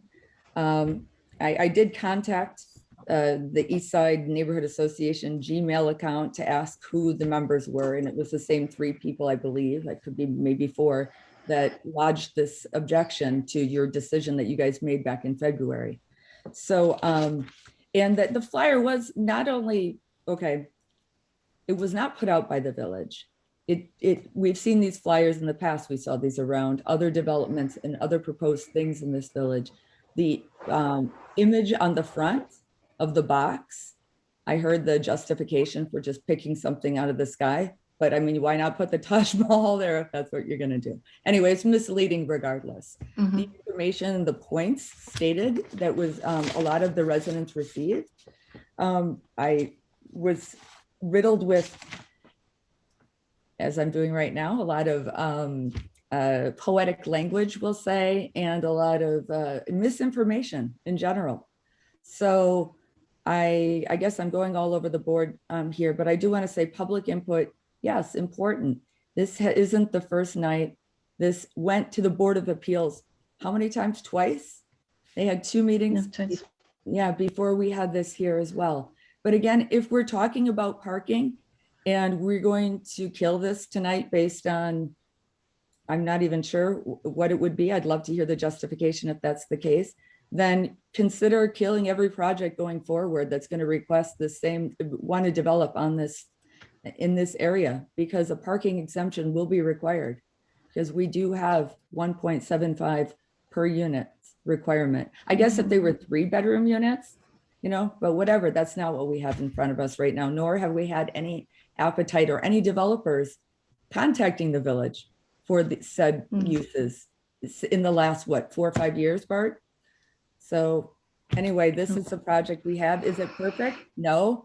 Is anything going to be perfect? Absolutely not. Do I feel this has direct benefit on the population of Shorewood? Yes, in a variety of senses. Do I feel that the parking, I don't live on that block of Stoll, but I can tell you that we have helped the block of Stoll and other blocks with parking issues in the past as a board, and we will continue to do that. That's not going to change. So thank you. So to paraphrase, the other matters deemed relevant by Trustee Blockhorse would be sort of a matter of importance is quality of life. Our vision, quality of life in terms of vision, setting a precedent based on responding to public opinion from a flyer with misrepresentation, whether we're committed to decrease reliance on cars, whether we're committed to tax relief by increasing tax base. That's what I paraphrased from your comments. President McKay? Yes. One last thing. This project is also not asking for tax incremental financing. So this will directly impact the tax rolls and it will not cost the taxpayer money. Thank you. Okay, thank you. All right, other matters. So what I would say is you can raise other matters that are deemed relevant or agree or underscore or disagree with Trustee Bockhorst.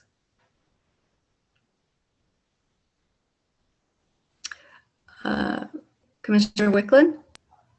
Yeah, I mean, I think we're starting to get really broad on this and which is good, I think, because that kind of maybe brings us to a decision. But I mean, I agree. We've put a lot of time and effort into thinking about this. The public opinion thing was the right thing to include in this item because I think, you know, Barbara made the comment last time we didn't have a ton of public opinion. We had some, and it was again against the project, but not a lot. And so, you know, I think that, you know, as we go, if we've gone through these things, you know, my mind hasn't changed. You know, I'm still going to vote in favor of granting the exemption. Now, again, because of public opinion, I have friends, neighbors, people that are going to be mad at me about that. And everybody knows doing this, that's what stinks, right? Because you're going to have people mad at you on the decision you make. But the evidence we have in front of us, I mean, Barbara, last time I think you asked for, and I don't mean to keep singling you out, you just always ask a lot of questions. So, you know, last time you said, you know, what you thought was missing from this was a parking study, right? And you still voted in favor of the project without the parking study.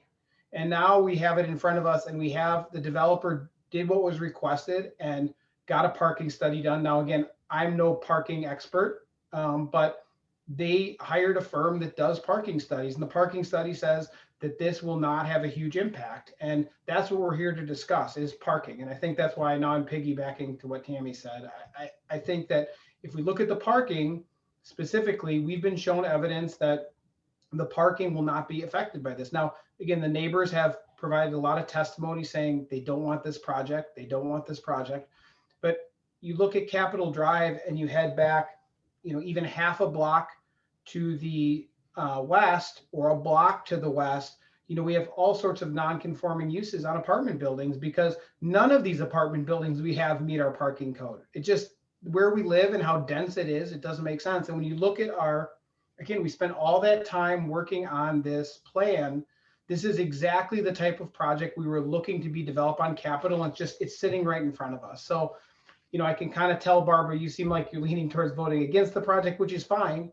But at the same time, all the evidence we have put in front of us shows that this project is exactly what we wanted for the area and also will fit into the area. So I really wish that the public was more behind it, clearly, because that would make this a lot easier decision. I don't think anybody, minus maybe Eric, would be second guessing it. But, you know, this is where we are now. So, you know, I don't know if we can move on from this point. And if anyone has any general comments, I guess President McKay, you can take that. But I think, you know, we're kind of beaten through these points. We've addressed every one of them, and not much has changed from last time except public opinion. There's been a lot more of it.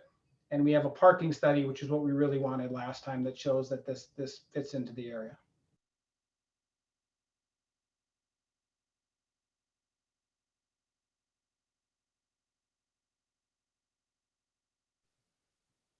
You're muted. We can't hear you, Ann. Commissioners, do you want to make other comments on matters deemed relevant that have either been mentioned or that have not mentioned?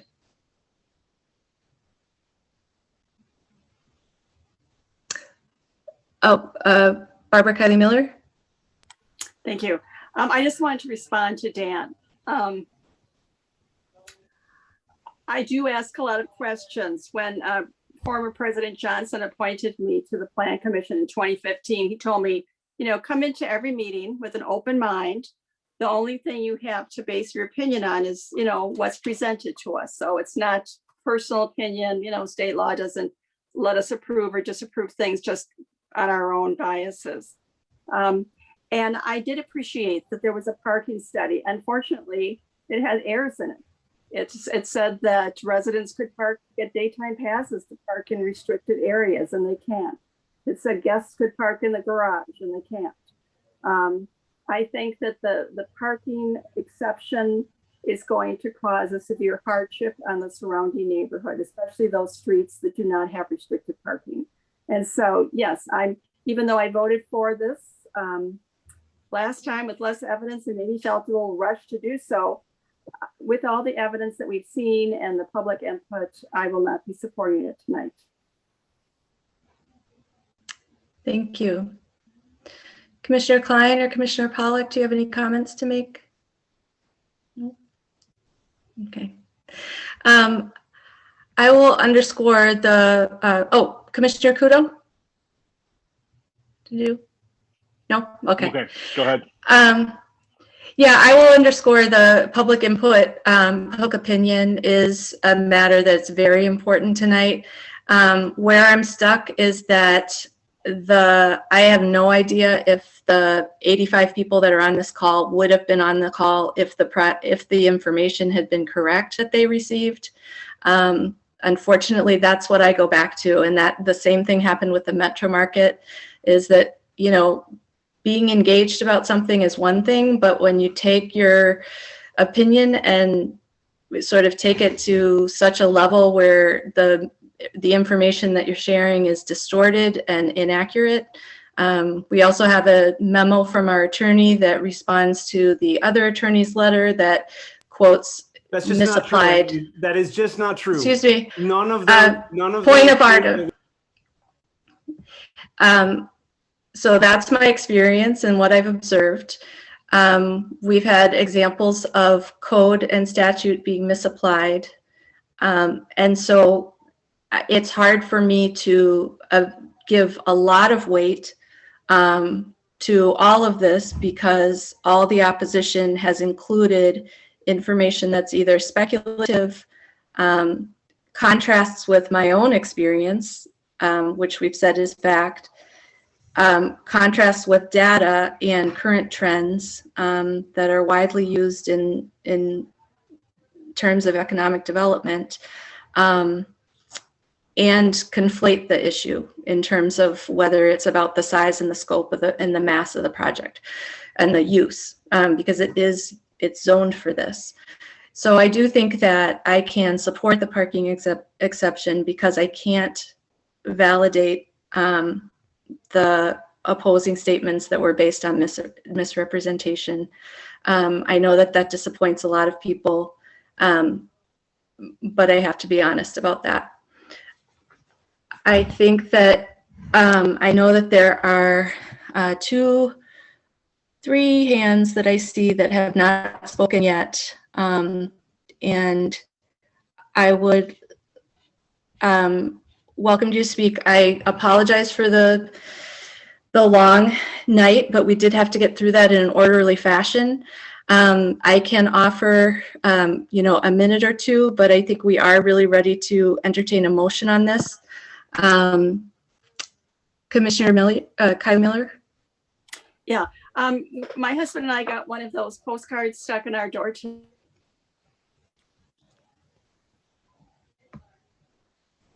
and went before the Board of Appeals, or any of the people on the call. There were a couple Can you of repeat your emails. sentences? Yeah, We couldn't hear you. We missed you for about a minute.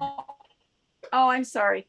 We just got that postcard today. So I think the fact that the residents did not have a chance to, they know what the situation is on their street and what it has been. We had the same situation on Downer before we got restricted parking.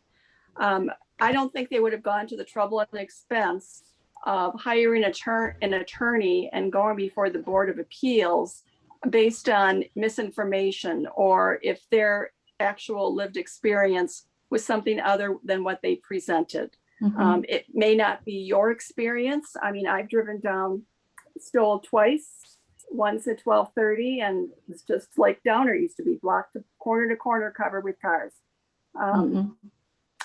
And so I think we have to give weight to that. And I don't think that it's based, I mean, there were a few people who thought, oh, this is ugly. Well, yeah, that's because this design was thrown out there. But for most of the residents there, I think they're responding to get actual experience of what the situation is. And the same reason those of us on Prospect and Downer and south of Capitol had our parking restrictions put in place. So, I mean, I appreciate your perspective, but I are living with it. I'm really glad that you reminded me about hiring the attorney. So that's another issue that I do think is relevant. I'm going to deem relevant. Because if we are setting a precedent where neighbors can form an association, retain an attorney to get something done in our community, that leaves a lot of people out. And I really feel I have a strong concern that it's elitist, that a lot of the comments made are really along the lines of the superiority and entitlement that has caused a lot of problems in our city. And I know that's a really unpopular thing to say, and nobody would ever intend to do that, but I have to say that that's relevant in this case. And so that's another reason why I am impressed with the amount of organization. I have a lot of friends and supporters on this call. I know it's not what you want to hear, but I have to be honest with you. And from a leadership position, I think we really have to think strongly about, we had residents retain an attorney to challenge this and to assert themselves as a party in a case. And that is, not everybody in town can do that. And so this can't be a town of battles between professions and credentials. So I'm going to actually, I imagine that the people that are still on the line that want to speak are pretty mad at this point. I apologize about this, but this is the business that we have to do. I am willing to entertain a motion at this time. If the commission is not ready to make a motion, I would call on a few people that have had their hands up for a long time that have not spoken, but I will not be able to hear from everyone. Before we get to the motion, can I ask a question? Yes. I'm back to looking at, Barbara brought it up again, that the parking regulations and the 2-hour parking, Barbara, you said, like that on your block until that happened. And I know Eric called it the whack-a-mole, which I thought probably is the right term for it. But again, I'm looking at this map on page 31 of our packet, and again, Stoll sticks out to me is the fact that it's unregulated. Is there something, if the residents do want it, we can do to fast track? Because that other resident, again, I don't know this process, but yeah, fast track if that is something that would help on their block. If this is they've highlighted this is an existing problem for them, whether or not this project gets approved today or ever gets off the ground, because there's a lot left to go. I mean, is it something that can be addressed for those residents that came out today to talk about it? Yeah, I think I'd like to respond to that, because I based on experience, I mean, I do think that is relevant also. At the time when that congested zone was expanded north of Capitol, I was all for going all the way and including Stoll. And I don't know why we did. I mean, I do think it had something to do with public input and a preference. That said, it is something that we can look at. I mean, we have a new board. I can't speak for the entire board, but the reality is we can look at this more creatively and cohesively. We have a comprehensive plan that's been updated. That was delayed for 2 or 3 years, I believe. So we have a big chunk of work under our belts. We have some updated studies that the previous board invested in, which was really, really wise.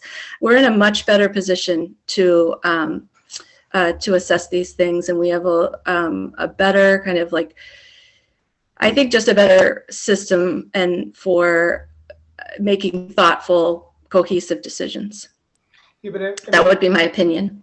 Is it I don't want to call anything a layup, but I mean, is it, when you look at the map, the fact that Downer has it and Prospect has it and they're still in the middle without it, I mean, it doesn't seem like a stretch to add it there. It seems like it was just overlooked in the first place.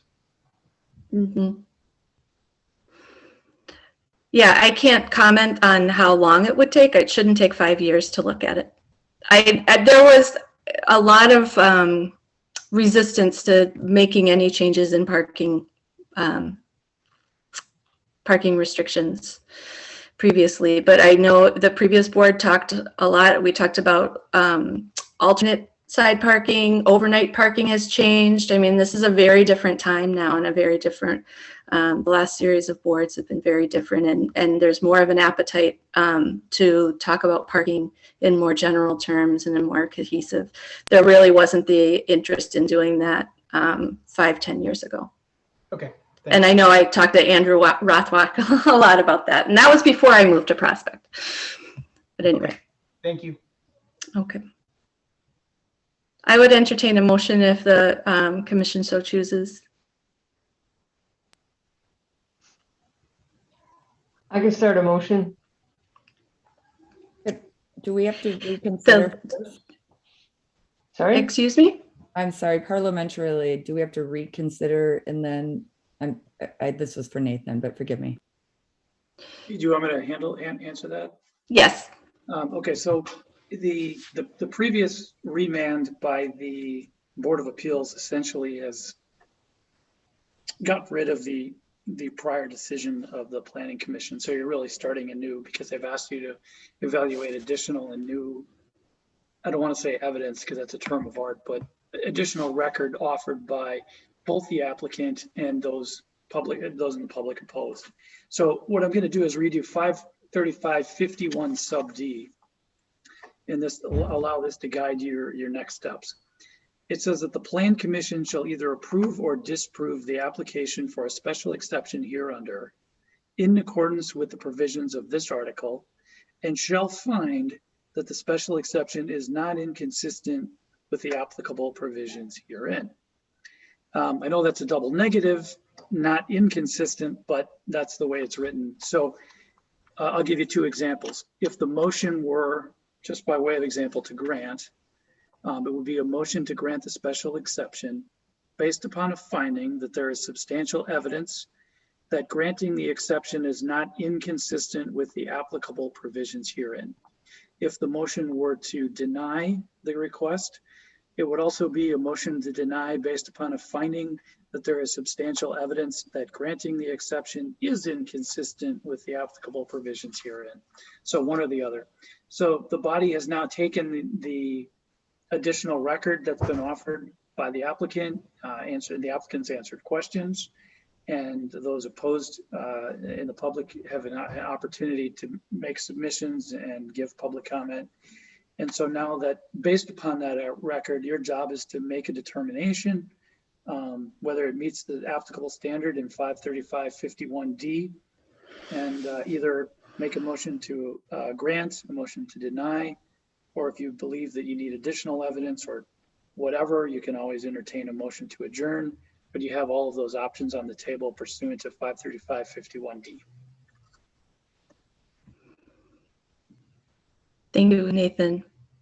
So the options are to adjourn for further evidence needed, to deny, to grant. Is there a motion?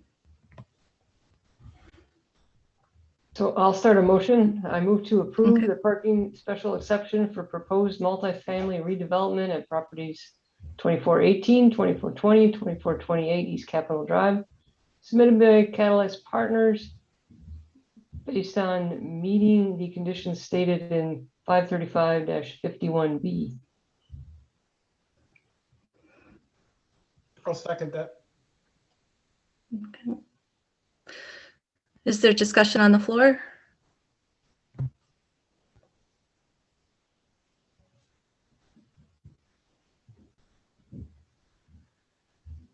Oh, yes. Commissioner Kylie Miller? Just to say that if they're supposed to provide substantial evidence that they can, meet these conditions, I thought they were lacking on condition number 1 about being able to fulfill the parking needs. So anyway, I don't think they presented substantial, evidence.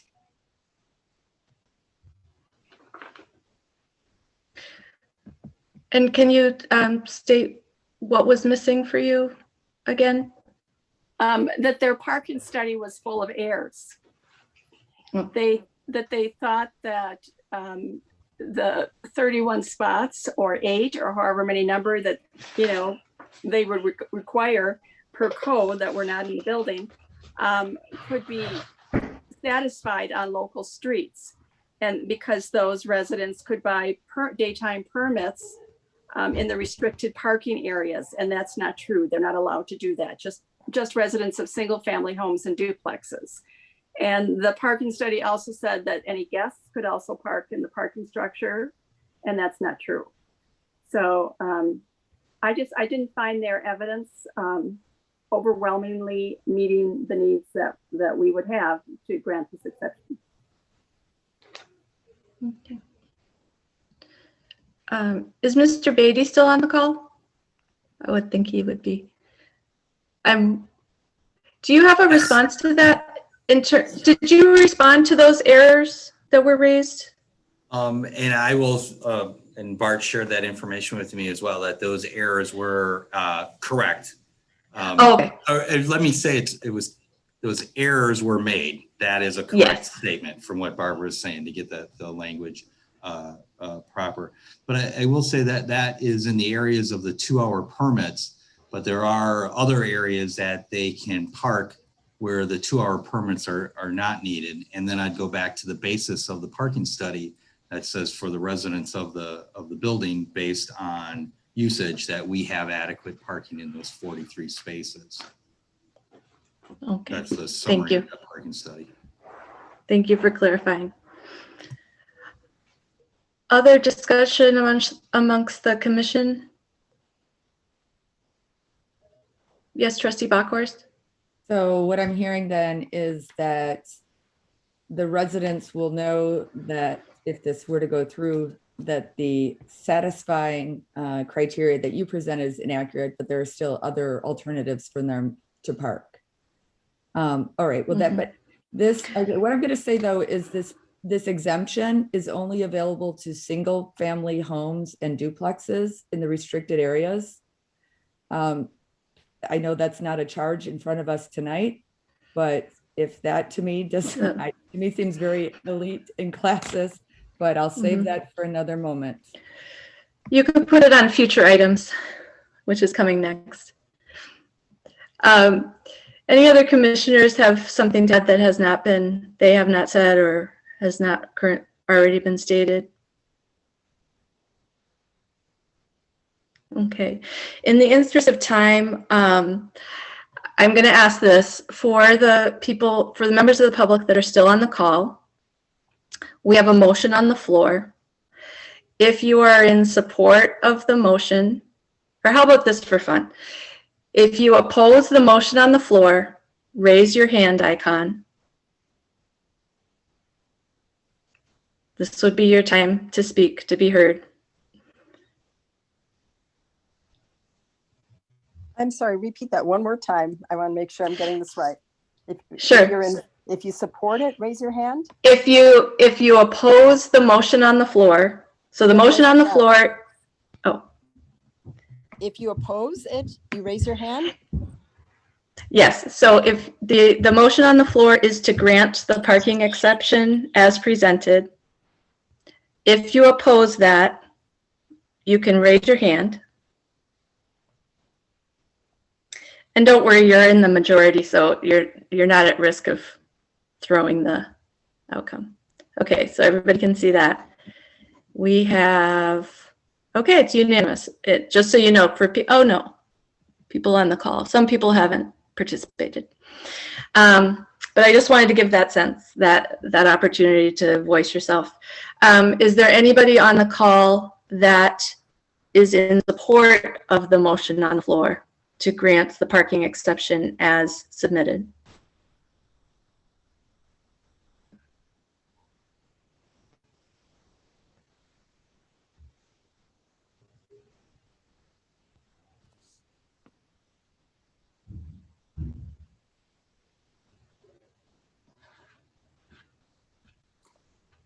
Okay. So I'm asking the commission, are you ready to take a vote? Thumbs up. Okay. Let's take a roll call vote, please. Could I ask for There I a am. No. Okay, we'll go down the order. If you can. All right, Crystal. Trustee Bachhorst, did you want something?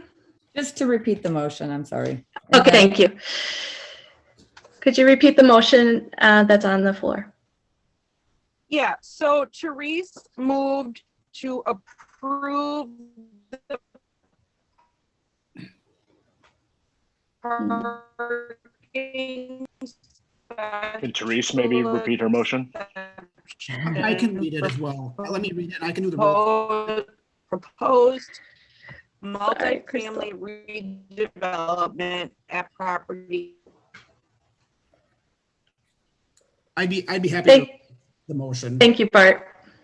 I move to approve the parking special exception for proposed multifamily redevelopment at properties 2418, 2420, and 2428 East Capitol Drive, submitted by Catalyst Partners based on meeting the conditions stated in 535-51B. That motion was offered by Commissioner Klein and seconded by Commissioner Whitland. And I'd be happy to take the roll from there. Thank you. Commissioner Kylie Miller. No. Commissioner Pollack. Yes. Commissioner Kudo. No. Trustee Bachhorst. Yes. Commissioner Wickland. Yes. Commissioner Klein. Yes. And President McKeag. Yes. Motion passes 5-2 with Barbara Kylie Miller and Eric Kudo voting in the negative. Okay, thank you. Thank you for everybody sticking in there. That's a really long but thorough discussion. And I really appreciate everybody's participation. We have another item, which is future items. Is that correct? That's what's next? Correct. Future agenda items would be available for discussion. Are there any future agenda items? Trustee Bachhorst? Yes.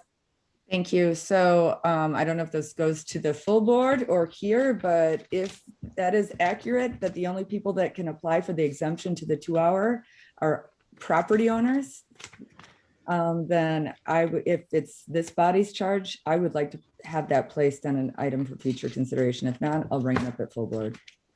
Okay, duly noted. Any other future items? Oh, is it? Or do I, sorry. Oh. That is not in the zoning chapter, so I don't believe that recommendation that would come from traffic and safety subcommittee. Okay, thank you. With Village Manager Ewald as well, but I do believe that would be assigned to a different subcommittee based on a board direction. Yes, hopefully that will go away with people needing to own property to vote as well. But thank you. Okay, thank you.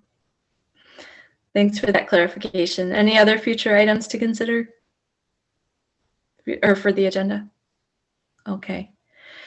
Oh, I think Barbara Kelly. Barbara's got her hand up. Oh, yes.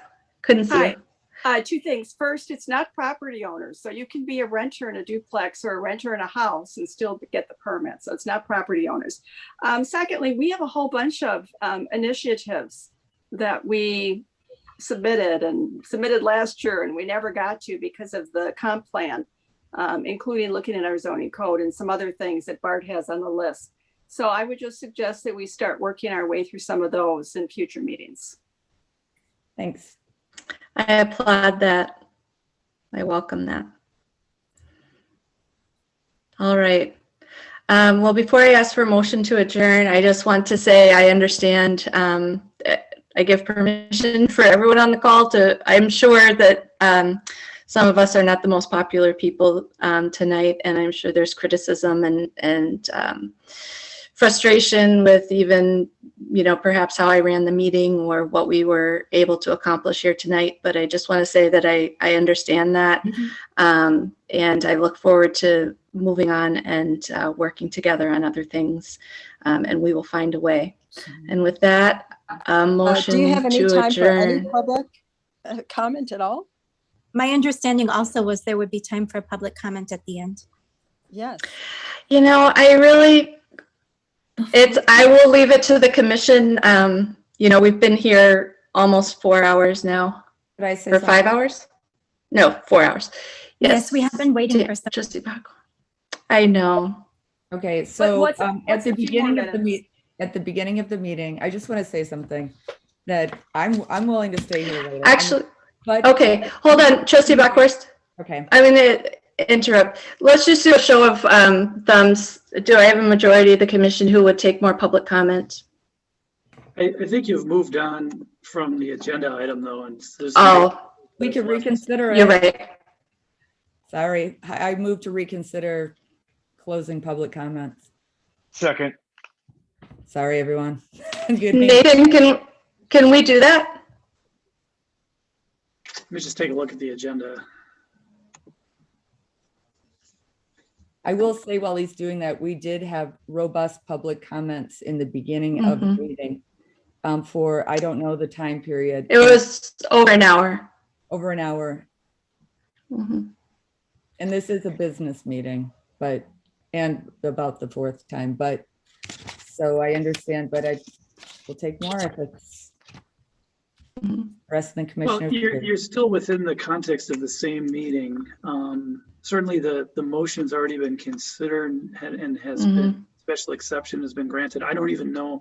I mean, it may not be fair to the applicant if the applicant may not even be on, after you moved on from that agenda item, the applicant may not even be online anymore. Can we take He's there. on new business? He's there.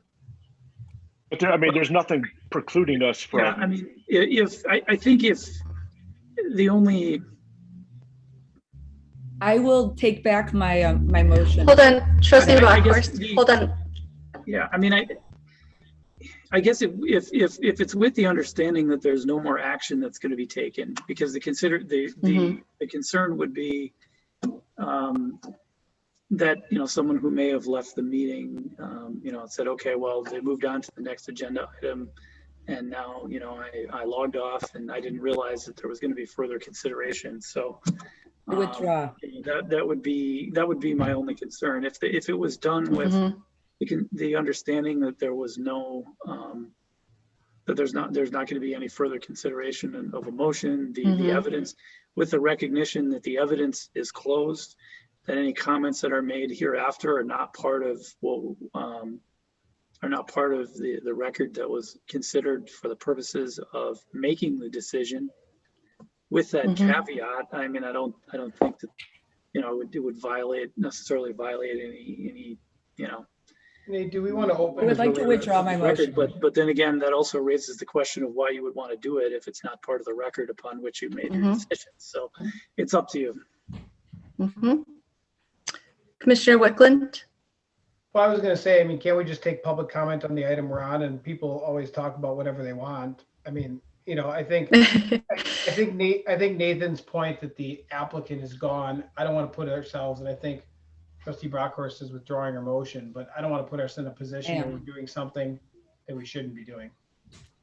I'd like to withdraw my motion. I do need the second to also withdraw his, though, for that to be legal, I believe.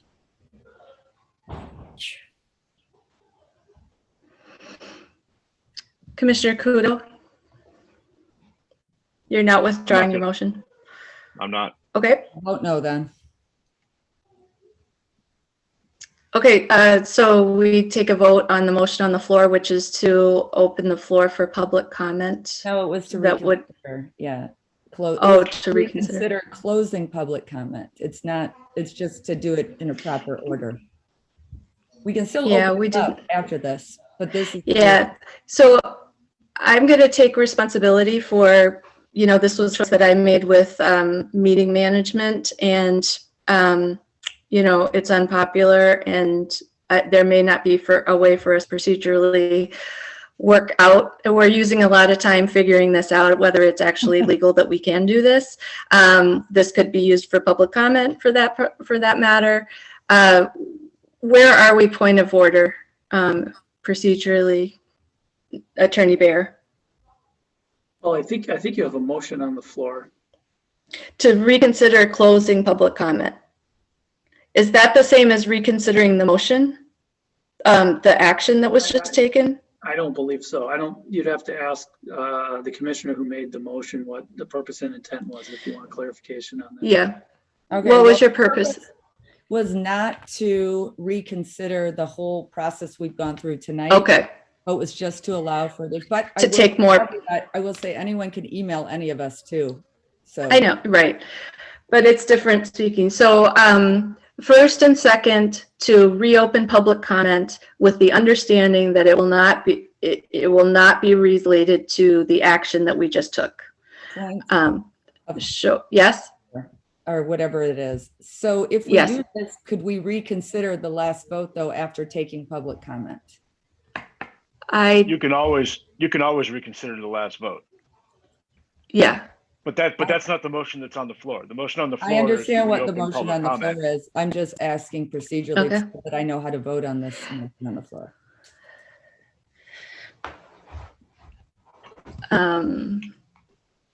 So procedurally, yes, that could happen.